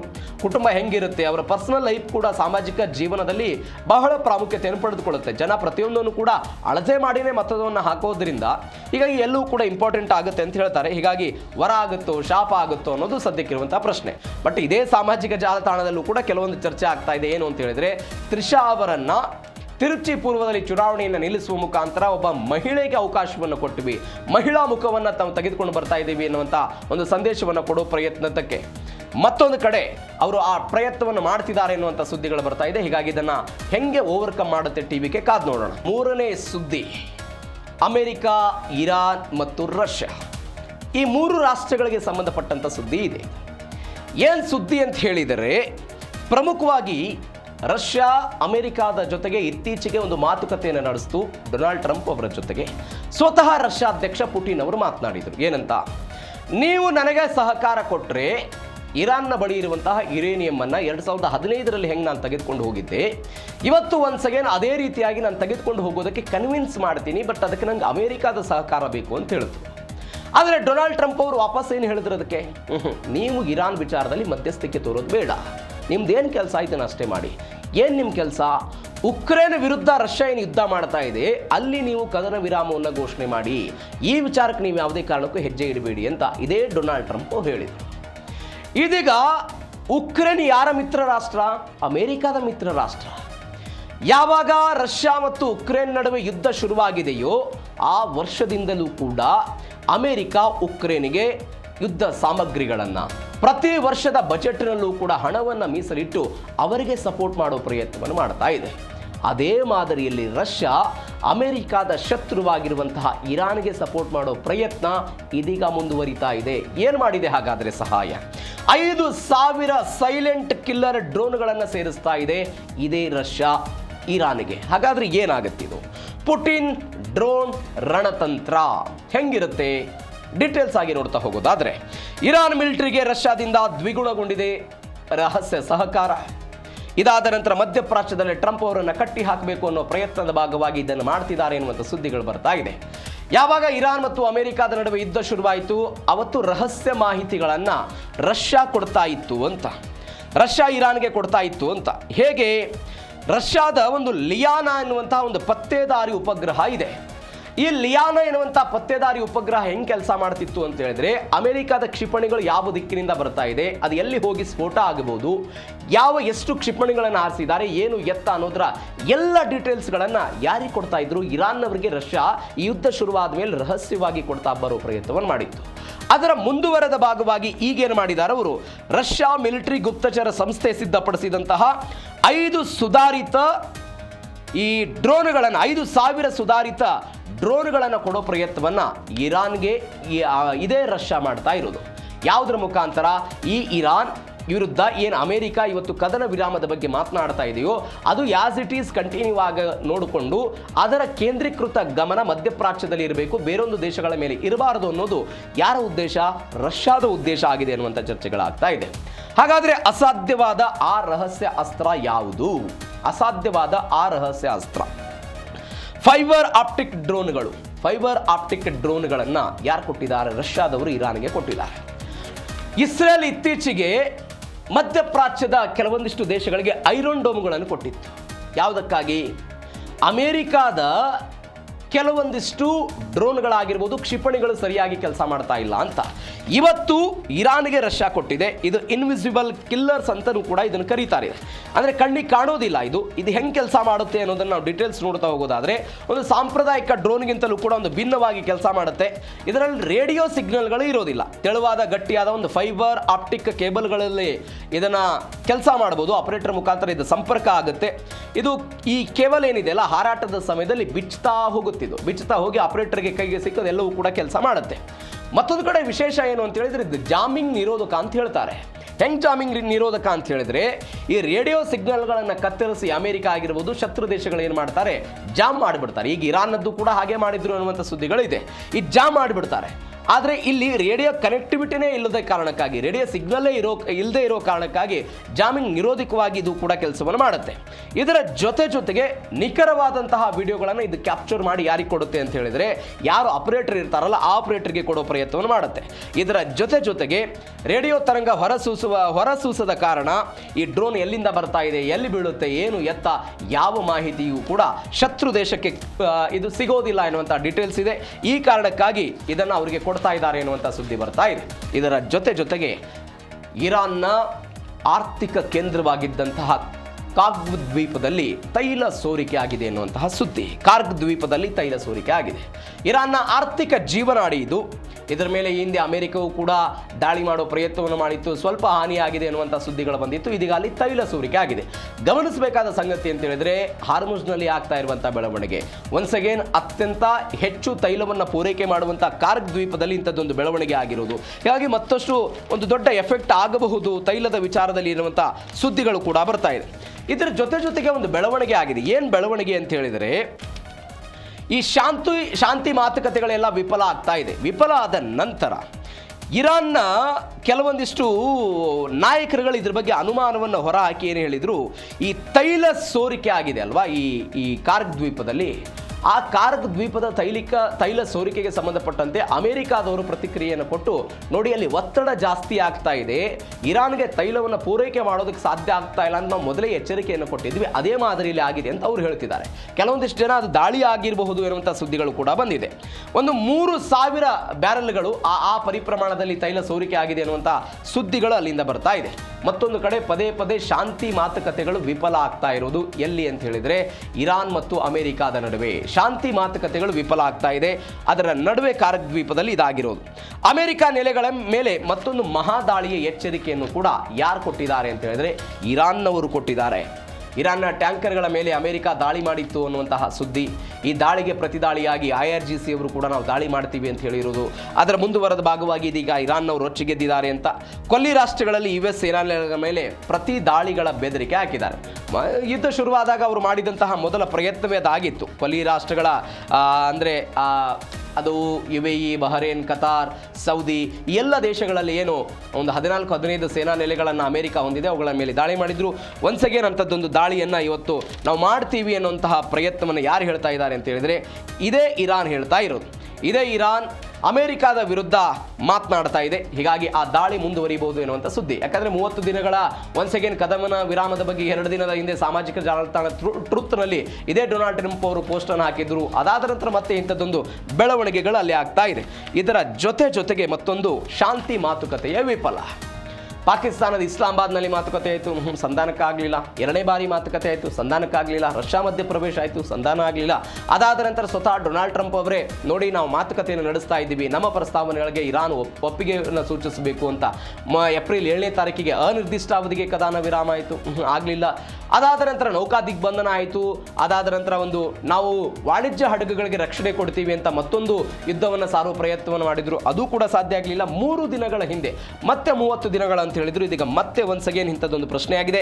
ಇವೆಲ್ಲದರ ನಡುವೆ ಇರಾನ್ನ ವಿದೇಶಾಂಗ ಸಚಿವ ಅರಾಗ್ಜಿ ಟರ್ಕಿಯ ವಿದೇಶಾಂಗ ಸಚಿವರ ಜೊತೆಗೆ ಏನೋ ಮಾತನಾಡುವಂತಹ ಸಮಯದಲ್ಲಿ ಅವರ ವಿರುದ್ಧ ಆಕ್ರೋಶವನ್ನು ಹೊರಹಾಕಿದ್ದಾರೆ ಅಂತ ಟರ್ಕಿಯ ವಿದೇಶಾಂಗ ಸಚಿವ ಹಕಾದ್ ಫಿದಾನ್ ಜೊತೆಗಿನ ಮಾತುಕತೆಯ ಸಮಯದಲ್ಲಿ ಅವರು ಹೇಳಿದ್ರಂತೆ, ಕೊಲ್ಲಿ ದೇಶಗಳನ್ನು ಅಮೆರಿಕ ಇದೇನು ದಾಳಿ ನಡೆಸ್ತಿದಾರಲ್ಲ, ಈ ಸಂಘರ್ಷ ನಿರಂತರ ಕದನ ವಿರಾಮವನ್ನು ಇದು ಬೆಂಬಿಡದೆ ಇವರೆಲ್ಲ ಉಲ್ಲಂಘನೆ ಮಾಡ್ತಿದ್ದಾರೆ. ರಾಜತಾಂತ್ರಿಕ ಮಾರ್ಗದ ಕುರಿತಂತೆ ಅಮೆರಿಕಕ್ಕೆ ನಂಬಿಕೆನೇ ಇಲ್ಲ, ಏನೋ ಮಾತುಕತೆ ಸಫಲ ಆಗುತ್ತೆ ಅನ್ನುವಂತಹ ಸಮಯದಲ್ಲಿ ಇಂಥದ್ದೊಂದು ಸೇನಾ ದಾಳಿ ಮಾಡೋ ಪ್ರಯತ್ನವನ್ನು ಅವ್ರು ಮಾಡ್ತಾರೆ ಅಂತೆಲ್ಲ ಅವರೆಲ್ಲ ಆಕ್ರೋಶವನ್ನು ಹೊರಹಾಕಿದ್ದಾರೆ. ಇದರ ಜೊತೆಗೆ ದಿಗ್ಬಂಧನಕ್ಕೆ ಇರಾನ್ ಮಾತ್ರ ಮಣಿತಾ ಇಲ್ಲ. ನೀವು ಅಮೆರಿಕ ನೌಕಾ ದಿಗ್ಬಂಧನವನ್ನು ಹಾಕಿದಾಗನೇ ಚೀನಾಗೆ ಅನೇಕ ಬಿಲಿಯನ್ ಬ್ಯಾರಲ್ಗಳನ್ನು ತೈಲವನ್ನು ರಫ್ತು ಮಾಡಿದಂತಹ ಇರಾನ್ ಇದು. ಯುದ್ಧ ಆದಂತಹ ಸಮಯದಲ್ಲೂ ಕೂಡ ಅಮೆರಿಕಕ್ಕೆ ನಾವು ಮಣಿಯೋದಿಲ್ಲ ಅಂತ ಎಚ್ಚರಿಕೆ ಕೊಟ್ಟಿದ್ದಂತಹ ದೇಶ ಇರಾನ್. ಒನ್ಸ್ ಅಗೇನ್ ಇವತ್ತು ಮಣಿತಾರ, ಯಾವುದೇ ಕಾರಣಕ್ಕೂ ಕೂಡ ಮಣಿತಾ ಇಲ್ಲ. ಇರಾನ್ ತೈಲ ಮಾರ್ಗವನ್ನು ನಿಯಂತ್ರಿಸಲು ಅಮೆರಿಕ ದೊಡ್ಡ ಹರಸಾಹಸವನ್ನೇ ಪಡ್ತಾ ಇದೆ, ಅದು ಸಾಧ್ಯ ಆಗ್ತಾ ಇಲ್ಲ. ಜಲಸಂಧಿ ಬಂದ್ ಮಾಡೋದು ಸ್ವೀಕಾರ ಅಲ್ಲ ಅಂತ ಮಾರ್ಕ್ ರೂಬಿಯೋ, ಅಂದರೆ ಅಮೆರಿಕಾದ ವಿದೇಶಾಂಗ ಕಾರ್ಯದರ್ಶಿ ಮಾರ್ಕ್ ರೂಬಿಯೋ ಈ ಹೇಳಿಕೆಯನ್ನು ಕೊಟ್ಟಿದ್ದಾರೆ. ಅದು ಕಾನೂನಾತ್ಮಕವಾಗಿ ವಿರುದ್ಧ ಆಗಿದೆ, ಎಲ್ರಿಗೂ ಕೂಡ ಮುಕ್ತ ಅವಕಾಶವನ್ನು ಕೊಡಬೇಕು ಅಂತ. ಪಾಕಿಸ್ತಾನದಲ್ಲಿ ಮಾತುಕತೆ ಆಯಿತು, ಕತಾರು ಅವೆಲ್ಲವೂ ಆದ ನಂತರವೂ ಕೂಡ ಯಾವುದೇ ಜಯ ಮಾತ್ರ ಸಿಕ್ಕಿಲ್ಲ. ರಷ್ಯಾ ಬೆಂಬಲದಿಂದ ಇದೀಗ ಅಮೆರಿಕಕ್ಕೆ ಇರಾನ್ ಅವರು ಇಂಥದ್ದೊಂದು ಸವಾಲು ಹಾಕ್ತಾ ಇದ್ದಾರೆ. ಈ ಸವಾಲನ್ನು ಹೆಂಗೆ ಅವರು ಸ್ವೀಕಾರ ಮಾಡ್ತಾರೆ, ಅಮೆರಿಕ ಹೆಂಗಿದು ಕಂಟಿನ್ಯೂ ಆಗುತ್ತೆ? ಒಂದು ಕಡೆ ಕದನ ವಿರಾಮ ಅಂತ ಹೇಳೋದು, ಮತ್ತೊಂದು ಕಡೆ ಯುದ್ಧವನ್ನು ಕಂಟಿನ್ಯೂ ಮಾಡೋದು. ಇದನ್ನು ಅಮೆರಿಕ ಹೆಂಗೆ ನೋಡುತ್ತೆ? ಇದು ಸದ್ಯಕ್ಕಿರುವಂಥ ಕುತೂಹಲ. ಇದು ಮಧ್ಯಪ್ರಾಚ್ಯದಲ್ಲಿ ಆಗಿರುವಂಥ ಬೆಳವಣಿಗೆ. ಉತ್ತರ ಕೊರಿಯಾಕ್ಕೆ ಸಂಬಂಧಪಟ್ಟಂಥ ಸುದ್ದಿ. ಈ ಉತ್ತರ ಕೊರಿಯಾವು ಕೂಡ ಅಮೆರಿಕಾದ ಶತ್ರು ದೇಶ ಅಂತಲೇ ಪರಿಗಣಿಸಲ್ಪಡುತ್ತೆ. ಉತ್ತರ ಕೊರಿಯಾದ ಶತ್ರು ಅಮೆರಿಕ, ಅಮೆರಿಕಾದ ಶತ್ರು ಉತ್ತರ ಕೊರಿಯಾ ಅಂತ. ಉತ್ತರ ಕೊರಿಯಾದ ಮೇಲೆ ನಿಯಂತ್ರಣ ಸಾಧಿಸಬೇಕು ಅಂತ ದಕ್ಷಿಣ ಕೊರಿಯಾದಲ್ಲಿ ಒಂದು ಸೇನಾ ನೆಲೆಯನ್ನು ಅಮೆರಿಕ ಅನೇಕ ವರ್ಷಗಳ ಹಿಂದೆಯೇ ಸ್ಥಾಪನೆ ಮಾಡಿದ್ದರ ಬಗ್ಗೆ ಈ ಹಿಂದೆ ಎಲ್ಲ ಡೀಟೇಲ್ಸ್ ನೋಡಿದ್ದೀವಿ ನಾವು. ಯಾವಾಗ ಉತ್ತರ ಕೊರಿಯಾ ಪರಮಾಣನ್ನು ದಾಳಿ ಮಾಡಿಬಿಡುತ್ತೋ, ಸ್ಫೋಟ ಮಾಡಿಬಿಡುತ್ತೋ ಎನ್ನುವಂತಹ ಆತಂಕ ಅಮೆರಿಕಾದ ಅನೇಕ ಅಧ್ಯಕ್ಷರಿಗೆ ಕಾರಣ ಆಗಿತ್ತು. ಅದರ ಭಾಗವಾಗಿ ಅದರ ಮೇಲೆ ನಿಯಂತ್ರಣ ಹೇರುವ ಪ್ರಯತ್ನವನ್ನು ದಕ್ಷಿಣ ಕೊರಿಯಾದಿಂದ ಇದೇ ಅಮೆರಿಕಾದವರು ಮಾಡ್ತಾ ಇದ್ರು. ಇದೀಗ ಅದೇ ದಕ್ಷಿಣ ಕೊರಿಯಾ ಮತ್ತು ಅಮೆರಿಕಾದ ಮೇಲೆ ನಿಯಂತ್ರಣ ಹೇರೋದಕ್ಕೆ ಇದೇ ಉತ್ತರ ಕೊರಿಯಾದ ಅಧ್ಯಕ್ಷ ಕಿಮ್ ಜಾಂಗ್ ಉನ್, ಸರ್ವಾಧಿಕಾರಿ ಕಿಮ್ ಜಾಂಗ್ ಉನ್ ಒಂದು ಹೊಸ ತಿದ್ದುಪಡಿಯನ್ನು ಮಾಡಿದ್ದಾರೆ. ಏನದು ತಿದ್ದುಪಡಿ ಅಂತ ನೋಡೋದಾಗೋದಾದ್ರೆ, ಕಿಮ್ ಹತ್ಯೆ ಆದರೆ ಅಣುಬಾಂಬ್ ಆಟೋಮೆಟಿಕ್ ಫೈರ್ ಆಗುತ್ತೆ ಅಂತ. ಯಾವ ಅಮೆರಿಕ ಇರಾನ್ ಯಾವುದೇ ಕಾರಣಕ್ಕೂ ಪರಮಾಣನ ತಯಾರು ಮಾಡಬಾರ್ದು ಅಂತ ಇವತ್ತು ಹೋರಾಟ ಮಾಡ್ತಿದೆಯೋ, ಅದರ ಮತ್ತೊಂದು ಶತ್ರು ದೇಶ ಈಗಾಗಲೇ ಪರಮಾಣನ ಹೊಂದಿದೆ. ಅವರು ಇದೀಗ ಉತ್ತರ ಕೊರಿಯಾದಲ್ಲಿ ಒಂದು ಸಂವಿಧಾನಕ್ಕೆ ಒಂದು ದಿಗಿಲು ಬಡಿಸುವಂಥ ಹೊಸ ತಿದ್ದುಪಡಿಯನ್ನು ತಂದಿದ್ದಾರೆ. ಕಿಮ್ ಜಾಂಗ್ ಉನ್ ಹತ್ಯೆ ಆದರೆ, ಅವರು ಕಾರ್ಯನಿರ್ವಹಣೆಯ ಅಶಕ್ತರಾದರೆ ಉತ್ತರ ಕೊರಿಯಾದ ಪರಮಾಣು ಕ್ಷಿಪಣಿಗಳೇನಿದೆಯಲ್ಲ ಅವೆಲ್ಲವೂ ಕೂಡ ಎದುರಾಳಿಗಳ ಮೇಲೆ ಸ್ವಯಂಚಾಲಿತವಾಗಿ ದಾಳಿ ನಡೆಸೋ ಪ್ರಯತ್ನ ಇದು. ಚಾಲಿತವಾಗಿ ನಡೆಸೋ ಪ್ರಯತ್ನ ಇದು. ಅದಕ್ಕೆ ಅವರು ಒಂದು ಹೆಸರಿಟ್ಟಿದ್ದಾರೆ, ಡೆಡ್ ಮಾನ್ಸ್ ಸ್ವಿಚ್ ಅಂತ. ಈ ತಿದ್ದುಪಡಿಯ ಪ್ರಕಾರ ಏನಾಗುತ್ತೆ, ನಾಯಕತ್ವ ಅಥವಾ ಪರಿಸ್ಥಿತಿ ನಿಯಂತ್ರಣಕ್ಕೆ ಸಿಗದೇ ಇದ್ದಾಗ ಅಲ್ಲಿಯ ಸರ್ವಾಧಿಕಾರಿಗಳು ಕೆಲಸ ಮಾಡೋದಕ್ಕೆ ಆಸಕ್ತರಾದಂತಹ ಸಮಯದಲ್ಲಿ ಇವುಗಳು ಏಕಾಏಕಿಯಾಗಿ ಸ್ವಯಂಚಾಲಿತವಾಗಿ ಕೆಲಸ ಮಾಡೋದಕ್ಕೆ ಒಂದು ಅನುವು ಮಾಡಿಕೊಡುವಂತಹ ಪ್ರಯತ್ನದ ತಿದ್ದುಪಡಿ ಇದು. ಆ ತಿದ್ದುಪಡಿಯ ಭಾಗವಾಗಿ ಇದನ್ನು ಮಾಡಿದ್ದಾರೆ. ಅಧಿಕೃತ ಪರಮಾಣು ದೇಶ ಉತ್ತರ ಕೊರಿಯಾ ಇದು. ಅಧಿಕೃತವಾಗಿ ಅವರು ಹೇಳ್ಕೊಂಡಿದ್ದಾರೆ, ಸಂವಿಧಾನದಲ್ಲಿ ತಿದ್ದುಪಡಿಗಳನ್ನೆಲ್ಲ ತಂದಿದ್ದಾರೆ. ಒಂದು ಸಶಸ್ತ್ರ ದೇಶ ಅಂತೆಲ್ಲ ಹೇಳಿದ್ದಾರೆ, ನಾವು ಪರಮಾಣುವನ್ನು ಹೊಂದಿದ್ದೀವಿ ಅಂತ ಅನೇಕ ಬಾರಿ ಹೇಳಿದ್ದಾರೆ. 6 ಬಾರಿ ಅದನ್ನು ಪ್ರಯೋಗ ಅಂತ ಹೇಳಿದ್ರೆ ಅವರದ್ದೇ ದೇಶದಲ್ಲಿ ಭೂಗತ ಲೋಕದಲ್ಲಿ ಅದನ್ನೆಲ್ಲವೂ ಕೂಡ ಟ್ರೈ ಮಾಡಿದ್ದಾರೆ ಅನ್ನುವಂಥ ಸುದ್ದಿ. 2006ರಲ್ಲಿ ಅವರು ಮೊದಲು ಬಾರಿಗೆ ಮಾಡಿದ್ರು. ನೀವು 1970ರ ದಶಕದಲ್ಲಿ ಏನಾಯಿತು, 70-80ರ ದಶಕದಲ್ಲಿ ಚೀನಾ ಮತ್ತು ಸೋವಿಯತ್ ರಷ್ಯಾ ಅವರಿಗೆ ಸಹಾಯ ಮಾಡಿತು ಪರಮಾಣು ಕೇಂದ್ರಗಳನ್ನು ಸ್ಥಾಪನೆ ಮಾಡೋದಕ್ಕೆ. ಅದಾದ ನಂತರ ಇದೇ ಚೀನಾ ಶಸ್ತ್ರಾಸ್ತ್ರಗಳನ್ನು ತಯಾರು ಮಾಡೋದಕ್ಕೆ ನಾವು ನಿಮಗೆ ಸಹಾಯ ಮಾಡೋದಿಲ್ಲ ಅಂತ ಅವರೆಲ್ಲ ಹೊರಗೆ ಹೋಗ್ತಾರೆ. ಅದಾದ ನಂತರ 80ರ ದಶಕದಲ್ಲಿ ಈ ಉತ್ತರ ಕೊರಿಯಾ ಏನು ಮಾಡುತ್ತೆ, ತನ್ನ ಬಳಿ ಇರುವಂಥ ನೈಸರ್ಗಿಕ ಯುರೇನಿಯಂ ಅನ್ನು ಬಳಸಿಕೊಂಡು ಪರಮಾಣನ್ನು ತಯಾರು ಮಾಡೋ ಪ್ರಯತ್ನವನ್ನು ಮಾಡ್ತು 1980-90ರ ದಶಕದಲ್ಲಿ. ಅದಾದ ನಂತರ ಒಂದು ಘಟನೆ ಆಗುತ್ತೆ 95ರಲ್ಲಿ, ಒಂದು ಪ್ರಸರಣ ರಹಿತ ಒಪ್ಪಂದ ಅಂತ ಆಗುತ್ತಲ್ಲ. ಈ ಹಿಂದೆ ಯಾವ್ಯಾವ ದೇಶಗಳು, 5 ದೇಶಗಳು ಮಾತ್ರ, ಅಮೆರಿಕ ಆಗಿರ್ಬೋದು, ಅದಾದ ನಂತರ ಚೀನಾ, ಫ್ರಾನ್ಸ್, ಬ್ರಿಟನ್ ಮತ್ತು ರಷ್ಯಾ, ಈ ದೇಶಗಳು ಇದುವರೆಗೂ ಪರಮಾಣನ್ನು ಹೊಂದಿದೆ. ಈ ಪರಮಾಣನ್ನು ಹೊಂದಿರುವಂಥ ದೇಶವನ್ನು ಬಿಟ್ಟು ಮತ್ತೊಂದು ದೇಶ ಯಾವುದೇ ಕಾರಣಕ್ಕೂ ಪರಮಾಣು ವಿಚಾರದಲ್ಲಿ ಒಂದು ಹೆಜ್ಜೆಯನ್ನು ಕೂಡ ಮುಂದಿಡಬಾರದು ಅಂತ ಒಂದು ಒಪ್ಪಂದ ಆಗುತ್ತೆ. ಆ ಒಪ್ಪಂದಕ್ಕೆ ಉತ್ತರ ಕೊರಿಯಾದವರು ಸಹಿ ಆಗ್ತಾರೆ, ನಾವು ತಯಾರು ಮಾಡೋದಿಲ್ಲ, ಇದರಿಂದ ದೂರ ಇರ್ತೀವಿ ಅಂತ. ವಿಪರ್ಯಾಸ ಅಂತ ಹೇಳಿದ್ರೆ 2003ರಲ್ಲಿ NPTಯಿಂದ ಹೊರಗೆ ಬರ್ತಾರೆ ಅವರು. ನಾವು ಈ ಒಪ್ಪಂದದ ಭಾಗವಾಗಿ ಇರುವುದಿಲ್ಲ, ನಮಗೆ ನಮ್ಮ ರಕ್ಷಣೆಗಾಗಿ ಇದು ಬೇಕಾಗಿದೆ ಅಂತ ಹೇಳಿ ಅದನ್ನು ತಯಾರು ಮಾಡೋ ಪ್ರಯತ್ನವನ್ನು ಮಾಡ್ತಾರೆ. ಹೀಗಾಗಿ ತಯಾರಿಗೆ ಹೋಗ್ತಾರೆ. 2006ರಲ್ಲಿ ಪರೀಕ್ಷೆಯನ್ನು ಮಾಡ್ತಾರೆ. ಅದಾದ ನಂತರ ಒಟ್ಟು 6 ಬಾರಿ ಇದುವರೆಗೂ ಕೂಡ ಅವರು ಪರಮಾಣುವನ್ನು ಪರೀಕ್ಷೆಯನ್ನು ಮಾಡಿರೋದು ಉತ್ತರ ಕೊರಿಯಾದಲ್ಲಿ. ಇದರ ಜೊತೆಗೆ ಕಿಮ್ ಸಾಮ್ರಾಜ್ಯದಲ್ಲಿ ಮಹಿಳೆಯರೇ ಪವರ್ಫುಲ್, ಒಂದು ಸರ್ವಾಧಿಕಾರಿ ಸಾಮ್ರಾಜ್ಯ ಉತ್ತರ ಕೊರಿಯಾ. ಅತ್ಯಂತ ಕಠಿಣ ಕಾನೂನುಗಳಿರುವಂತಹ ದೇಶ ಉತ್ತರ ಕೊರಿಯಾ. ಇಲ್ಲಿ ಮಹಿಳೆಯರ ಪಾರುಪತ್ಯ ಇದೆ. ಹೆಂಗಿದು, ಕಿಮ್ ಜಾಂಗ್ ಉನ್ ಬೆನ್ನಿಗೆ ಅವರ ಪತ್ನಿ ರಿ ಸೋಲ್ಜು ಮತ್ತು ತಂಗಿ ಕಿಮ್ ಯೋ ಜಾಂಗ್ ಇವರೆಲ್ಲ ನಿಂತಿದ್ದಾರೆ. ಬೇರೆ ಬೇರೆ ಹುದ್ದೆಗಳನ್ನು ಅವರಿಗೆ ಕೊಡಲಾಗಿದೆ. 1 ವರ್ಷ ಅಜ್ಞಾತವಾಗಿದ್ದರು ಪತ್ನಿ. ಅವರು ಸಾರ್ವಜನಿಕವಾಗಿ ಕಾಣಿಸಿಕೊಂಡಿರಲಿಲ್ಲ. ಅದ್ರ ಬಗ್ಗೆಯೂ ಕೂಡ ಊಹಾಪೋಹ ಆಗಿತ್ತು. ಕೆಲವೊಂದಿಷ್ಟು ಜನ ಅವರು ಗರ್ಭಿಣಿಯಾಗಿದ್ದಾರೆ ಅನ್ನುವ ಕಾರಣಕ್ಕಾಗೆಲ್ಲ ಅವರು ಹೊರಗಡೆ ಬರ್ತಾ ಇಲ್ಲ ಎನ್ನುವಂಥ ಸುದ್ದಿಗಳು ಬಂದಿತ್ತು.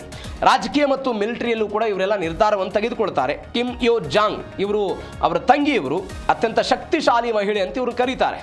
ಇವರಿಗೊಂದು ಜವಾಬ್ದಾರಿ ಕೂಡ ಇದೆ. ಕಿಮ್ ಜೋ ಎ ಇವರು ಮಗಳಿವರು ಕ್ಷಿಪಣಿ ಉಡಾವಣೆ ಪರೇಡ್ಗಳಲ್ಲೆಲ್ಲ ಭಾಗವಹಿಸ್ತಾ ಇದ್ದಾರೆ. ಗೌರವಾನ್ವಿತ ಪುತ್ರಿ ಅಂತೆಲ್ಲ ಅವ್ರನ್ನ ಕರೀತಾರೆ. ದಿ ಸೋಲ್ಜಾ ಅವರ ಪತ್ನಿ ಸಾರ್ವಜನಿಕವಾಗಿ ಕಾಣಿಸ್ತಾ ಇಲ್ಲ ಅಂತ ಹೇಳಲಾಗ್ತಾ ಇತ್ತು 2020ರಿಂದ, ಕೊರೋನಾ ಕಾರಣಕ್ಕಾಗಿ ಅಥವಾ ಗರ್ಭಿಣಿಯಾಗಿದ್ದಾರೆ ಎನ್ನುವಂಥ ಸುದ್ದಿಗಳು ಬಂದಿತ್ತು. 2021ರಲ್ಲಿ ಅವರು ಪ್ರತ್ಯಕ್ಷ ಆದರು. ಕಿಮ್ ಯೋ ಜಾಂಗ್ ಇವರ ತಂಗಿ ಒಬ್ಬರ ಆಕ್ರಮಣ ಮತ್ತು ಅಪಾಯಕಾರಿ ಅಂತ ಇವರೆಲ್ಲ ಕರೀತಾರೆ. ಇವರೆಲ್ಲರೂ ಕೂಡ ಇವರು ಡೇಂಜರಸ್ ಆಗಿದ್ದಾರೆ ವಿದೇಶಾಂಗ ನೀತಿಯಲ್ಲಿ ಅಂತ ಹೇಳ್ತಾರೆ. ಯಾಕಂದರೆ ಅಮೆರಿಕಾದ ವಿರುದ್ಧ ಮತ್ತು ದಕ್ಷಿಣ ಕೊರಿಯಾದ ವಿರುದ್ಧ ಅತ್ಯಂತ ಕಠಿಣ ಹೇಳಿಕೆಗಳನ್ನು ಕೊಡುವಂತಹ ಮಹಿಳೆ ಇವರು.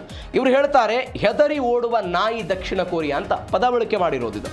ಹೆದರಿ ಓಡುವ ನಾಯಿ ದಕ್ಷಿಣ ಕೊರಿಯಾ, ಅಮೆರಿಕಾದ ಕೈಯಾಳಾಗಿ ಕೆಲಸ ಮಾಡುವಂತಹ ದಕ್ಷಿಣ ಕೊರಿಯಾ ಅಂತ ತಮ್ಮ ವಿದೇಶಾಂಗ ನೀತಿಯಲ್ಲಿ ಅಥವಾ ವಿದೇಶದ ವಿರುದ್ಧ ಅಥವಾ ಶತ್ರುಗಳ ವಿರುದ್ಧ ಮಾತನಾಡುವಂತಹ ಸಮಯದಲ್ಲಿ ಅವರು ಬಳಕೆ ಮಾಡುವಂತಹ ಪದಗಳು.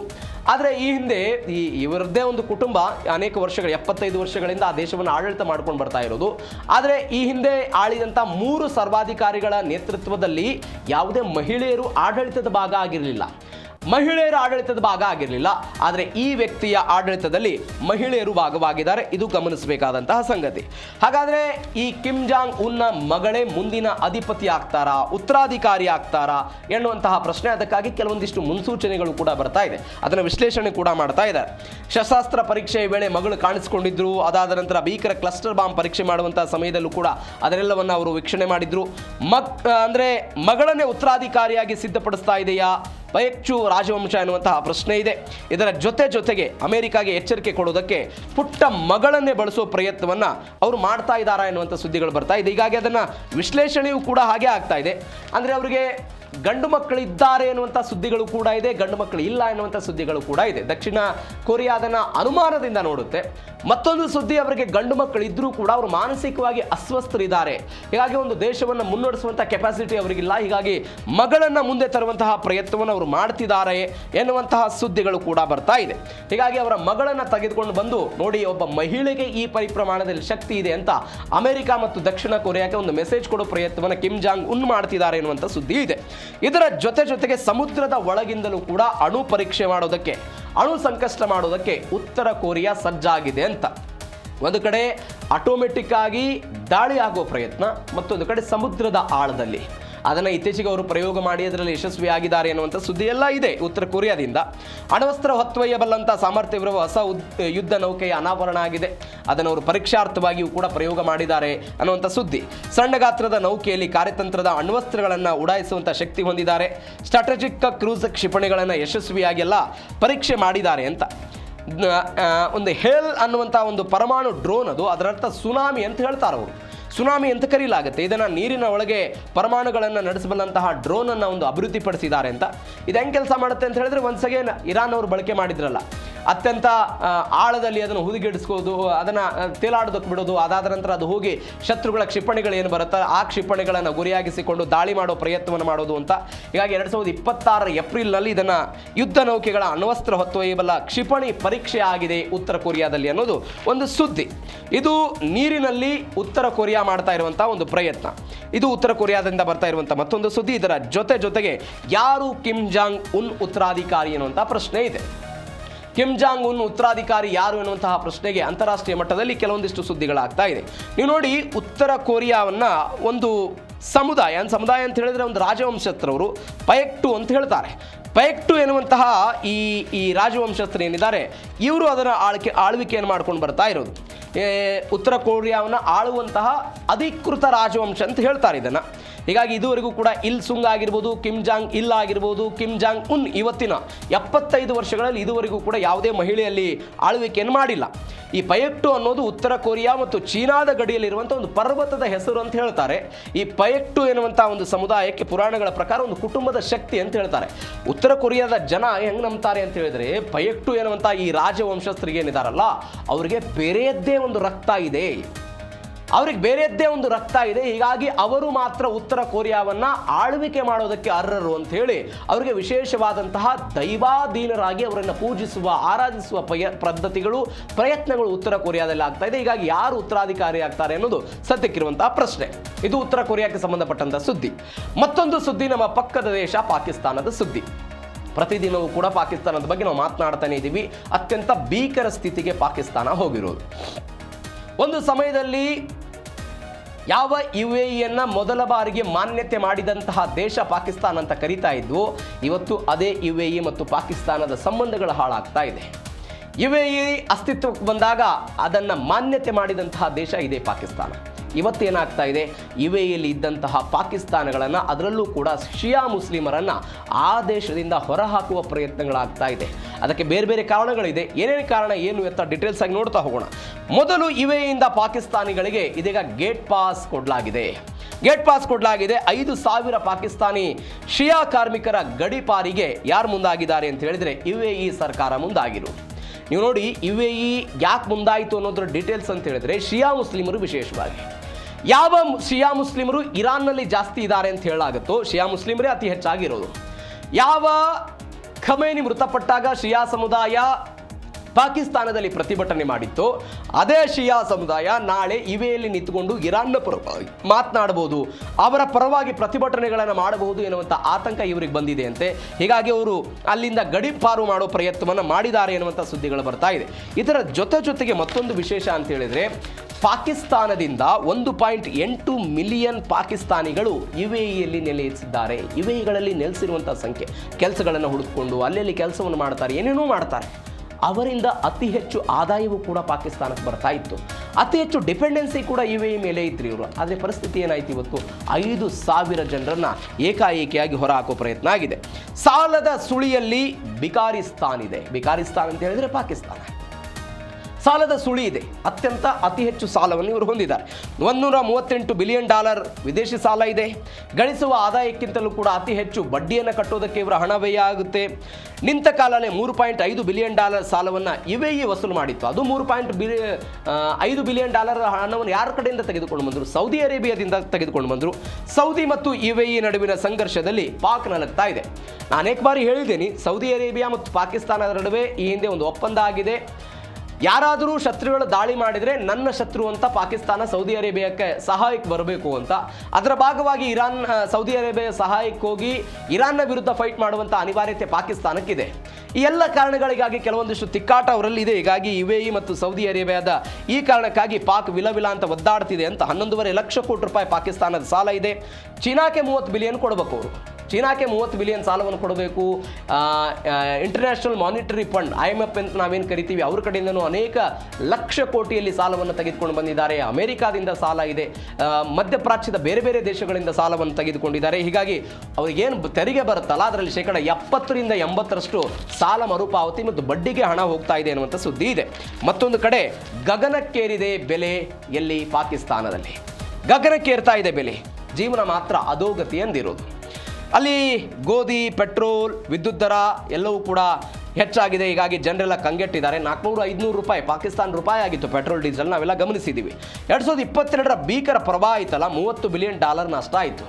ಮೂಲಸೌಕರ್ಯಗಳ ಹಾಳಾಯಿತು, ಕೃಷಿ ಉತ್ಪನ್ನಗಳ ಹಾಳಾಯಿತು, ವಿಪರೀತವಾದಂಥ ಹಾನಿಯನ್ನು ಅನುಭವಿಸಿದಂಥ ಪಾಕಿಸ್ತಾನ ಇವತ್ತಿನ ತನಕ ಕೂಡ ರಿಕವರಿ ಆಗ್ತಾ ಇಲ್ಲ. ರಫ್ತು ಮಾಡೋದಕ್ಕಿಂತ ಆಮದು ಮಾಡಿಕೊಳ್ಳೋದೇ ಅವ್ರದ್ದು ಹೆಚ್ಚಾಗ್ಬಿಟ್ಟಿದೆ. ರಫ್ತು ಮಾಡೋದಕ್ಕೆ ಅವ್ರ ಕಡೆ ಸಾಧ್ಯನೇ ಆಗ್ತಾ ಇಲ್ಲ. ನಾವು ನಿನ್ನೆ ಒಂದು ಸುದ್ದಿಯನ್ನು ನೋಡಿದ್ವಿ ಮೊನ್ನೆ. ಪಾಕಿಸ್ತಾನ ಅತಿ ಹೆಚ್ಚು ರಫ್ತು ಮಾಡೋದು ಯಾವುದು? ಜವಳಿ ಮೇಲೆ ಜಾಸ್ತಿ ಡಿಪೆಂಡೆನ್ಸಿ ಇದ್ದಾರೆ. ಸಿದ್ಧ ಉಡುಪುಗಳನ್ನು ಅವರು ಹೆಚ್ಚು ರಫ್ತು ಮಾಡ್ತಾರೆ. ಆದರೆ ಇವತ್ತು ಕೂಡ ಆ ಪರಿಪ್ರಮಾಣ ಕಡಿಮೆ ಆಗಿಬಿಟ್ಟಿದೆ. ಈ ಪರಿಪ್ರಮಾಣ ಕಡಿಮೆ ಆಗಿದ್ದರ ಪರಿಣಾಮವಾಗಿ ಮದ್ಯ ರಫ್ತನ್ನು ಶುರು ಮಾಡಿದ್ರು ಅನ್ನೋದ್ರ ಬಗ್ಗೆ ನಾವು ಡೀಟೇಲ್ಸ್ ಆಗಿ ಬಂದು ನೋಡಿದ್ವಿ. 1972ರಲ್ಲಿ ಜುಲ್ಫಿಕರ್ ಅಲಿ ಭುಟ್ಟೋ ಅನೇಕ ಕಾರಣಗಳಿಗಾಗಿ ಮದ್ಯ ರಫ್ತು, ಮದ್ಯ ಸೇವನೆ ಮತ್ತು ಮದ್ಯ ಮಾರಾಟ ಎಲ್ಲವನ್ನೂ ಕೂಡ ನಿಷೇಧ ಮಾಡಲಾಗಿತ್ತು ಪಾಕಿಸ್ತಾನದಲ್ಲಿ. ಆ ವ್ಯಕ್ತಿಯ ನಂತರ ಸಿಯಾವುಲ್ ಹಕ್ ಏನು ಪಾಕಿಸ್ತಾನದ ಅಧ್ಯಕ್ಷ ಆಗ್ತಾನೆ, ಭುಟ್ಟೋ ಅವರ ಸರ್ಕಾರವನ್ನು ಕೆಡಿದ ನಂತರ, ಆ ವ್ಯಕ್ತಿಯ ಬಂದ ನಂತರವೂ ಕೂಡ ಇಸ್ಲಾಮಿನ ಕಾನೂನುಗಳನ್ನು ಅತ್ಯಂತ ಚಾಕಚಕ್ಯತೆಯಿಂದ ಅಲ್ಲಿ ಅನುಷ್ಠಾನ ಮಾಡೋ ಪ್ರಯತ್ನಗಳಾಯಿತು. ಅದಾದ ನಂತರ ಎಲ್ಲವೂ ಕೂಡ ರಫ್ತಾಗಿತ್ತು. ಆದರೆ ಪರ್ವೇಜ್ ಮುಷರಫ್ನ ಕಾಲದಿಂದ ಅದೆಲ್ಲವೂ ಕೂಡ ಸಡಿಲ ಆಗಿ ಇವತ್ತು ಪಾಕಿಸ್ತಾನದ ಆರ್ಥಿಕತೆಯನ್ನು ಉಳಿಸ್ಕೊಳ್ಬೇಕು ಅನ್ನೋ ಕಾರಣಕ್ಕಾಗಿ ಒನ್ಸ್ ಅಗೇನ್ ಅವರೇ ಮಾಡಿಕೊಂಡಿದ್ದಂಥ ಕಟ್ಟುಪಾಡುಗಳನ್ನು ಮುರಿದು ಮದ್ಯ ರಫ್ತು ಮಾಡೋದಕ್ಕೆ ಅವರೆಲ್ಲ ಮುಂದಾಗಿದ್ದಾರೆ. ಮತ್ತೊಂದು ಕಡೆ ಭಯೋತ್ಪಾದನೆಯಿಂದ ಹೂಡಿಕೆದಾರರ ಪಲಾಯನ. ನೀವು ನೋಡಿ, ಉದಾಹರಣೆಗೆ ಜಮ್ಮು ಕಾಶ್ಮೀರದಲ್ಲಿ ಭಯೋತ್ಪಾದಕ ದಾಳಿಗಳಾಗುತ್ತಲ್ಲ, ಹೀಗಾಗಿ ಕೆಲವೊಂದಿಷ್ಟು ಜನ ಇದುವರೆ ಆರ್ಟಿಕಲ್ 370 ಅಬ್ರಾಗೇಷನ್ನ ಮೊದಲು ಹೂಡಿಕೆ ಇರಲೇ ಇಲ್ಲ, ಪರಿಪ್ರಮಾಣ ಸಿಕ್ಕಾಪಟ್ಟೆ ಕಡಿಮೆ ಇತ್ತು. ಆದರೆ ಒಂದು ಭಯೋತ್ಪಾದನೆಗೆ ಸಪೋರ್ಟ್ ಮಾಡುವಂತಹ ದೇಶ ಯಾವುದು? ಪಾಕಿಸ್ತಾನ. ಭಯೋತ್ಪಾದಕರನ್ನು ಸಾಕ್ತಾರೆ ಅವರು. ಹೀಗಾಗಿ ಎಲ್ಲ ಅವರು ಬೇರೆ ಕಡೆ ಎಲ್ಲ ಹೋಗ್ಬಿಡ್ತಾರೆ. ರಾಜಕೀಯ ಅಸ್ಥಿರತೆ, ಭ್ರಷ್ಟಾಚಾರದಿಂದ ಬಡತನ ಸುಳಿವು ಜಾಸ್ತಿ ಆಗಿದೆ. IMF ಚೀನಾದ ಸಾಲವನ್ನು ತೀರಿಸಲಾಗದೆ ಶಹಬಾಜ್ ಸರ್ಕಾರ ವಿಲಿ ಅಂತ ಒದ್ದಾಡ್ತಾ ಇದೆ. ಇಸ್ಲಾಮಿಕ್ ರಾಷ್ಟ್ರಗಳ ಒಕ್ಕೂಟದಲ್ಲೂ ಕೂಡ ಪಾಕಿಸ್ತಾನದ ಇಮೇಜ್ ಈಗ ಡ್ಯಾಮೇಜ್ ಆಗಿದೆ. ಅದನ್ನು ಸ್ವತಃ ಶಹಬಾಜ್ ಅವರು ಒಪ್ಕೊಂಡಿದ್ದಾರೆ.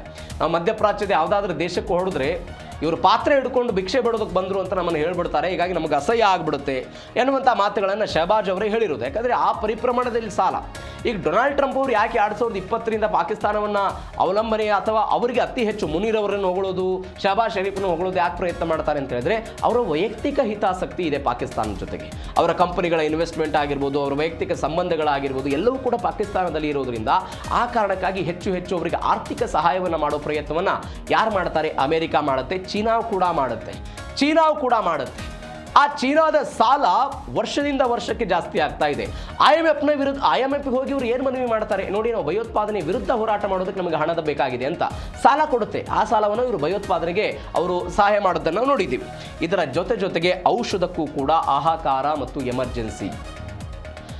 ಯಾವ ಹಾರ್ಮುಜ್ ಜಲಸಂಧಿ ಬಂದಾದ ನಂತರ ವಿವಿಧ ದೇಶಗಳಲ್ಲಿ ತೈಲ ಎಮರ್ಜೆನ್ಸಿ ಆಗಿತ್ತಲ್ಲ, ತೈಲವೇ ಸಿಗ್ತಾ ಇರಲಿಲ್ಲ ಅಂತ ಇಲ್ಲಿ ಮೆಡಿಕಲ್ ಎಮರ್ಜೆನ್ಸಿ ಆಗಿದೆ. ಪಾಕಲ್ಲಿ ಜೀವನ ಉಳಿಸೋದಕ್ಕೆ 50ರಷ್ಟು, ಮೊನ್ನೆ ಕಳೆದ ವರ್ಷವೂ ಕೂಡ 50ರಷ್ಟು ಜಾಸ್ತಿ ಮಾಡಿದ್ರಂತೆ, ಒಂದ್ಸಗೆ ಇವತ್ತು ಜಾಸ್ತಿ ಆಗಿದೆ. ಕ್ಯಾನ್ಸರ್, ಮಧುಮೇಹ ಮತ್ತು ಹೃದಯ ಸಂಬಂಧಿ ಔಷಧಿಗಳಿಗೆ ರೋಗಿಗಳೆಲ್ಲ ಪರದಾಡ್ತಿದ್ದಾರೆ. ಔಷಧಿಗಳ ಮೇಲೆ 18% GSTಯನ್ನು ಶಹಬಾಜ್ ಶರೀಫ್ ಸರ್ಕಾರ ವಿಧಿಸಿದೆ. ಇದರ ಜೊತೆಗೆ ಅತಿ ಹೆಚ್ಚು ಡಿಪೆಂಡೆನ್ಸಿ ಔಷಧಿಗಳ ತಯಾರಿಕೆಗೆ ಇವರು ಬೇರೆ ದೇಶಗಳ ಮೇಲೆ ಡಿಪೆಂಡೆನ್ಸಿ ಇದ್ದಾರೆ. ಅಂದರೆ ಈ ಔಷಧಿಗಳ ತಯಾರಿಕೆ ಬೇಕಾದಂಥ ಕಚ್ಚಾ ವಸ್ತುಗಳ ಮೇಲೆ ಪಾಕಿಸ್ತಾನ ಸಿಗಲ್ಲ. ಹೀಗಾಗಿ ಅವರು ಬೇರೆ ಕಾರಣಗಳಿಗಾಗಿ ಅವರು ಡಿಪೆಂಡೆನ್ಸಿ ಇದೆ. ಈ ಕಾರಣಕ್ಕಾಗಿ ಎಲ್ಲವೂ ಕೂಡ ಅತಿ ಹೆಚ್ಚು ದರವನ್ನು ಪಾಕಿಸ್ತಾನದಲ್ಲಿ ಮೆಡಿಕಲ್ ಎಮರ್ಜೆನ್ಸಿ ಮುಖಾಂತರ ಜನರು ಬಸವಳಿದಿದ್ದಾರೆ. ಇದರೊಂದಿಗೆ ಇವತ್ತಿನ ಜಿ ಕನ್ನಡ ನ್ಯೂಸ್ DNA ಮುಗಿಸ್ತಾ ಇದ್ದೀನಿ. ನೋಡ್ತಾ ಇರಿ ಜಿ ಕನ್ನಡ ನ್ಯೂಸ್, ಸತ್ಯವೇ ಸುದ್ದಿಯ ಜೀವಾಳ.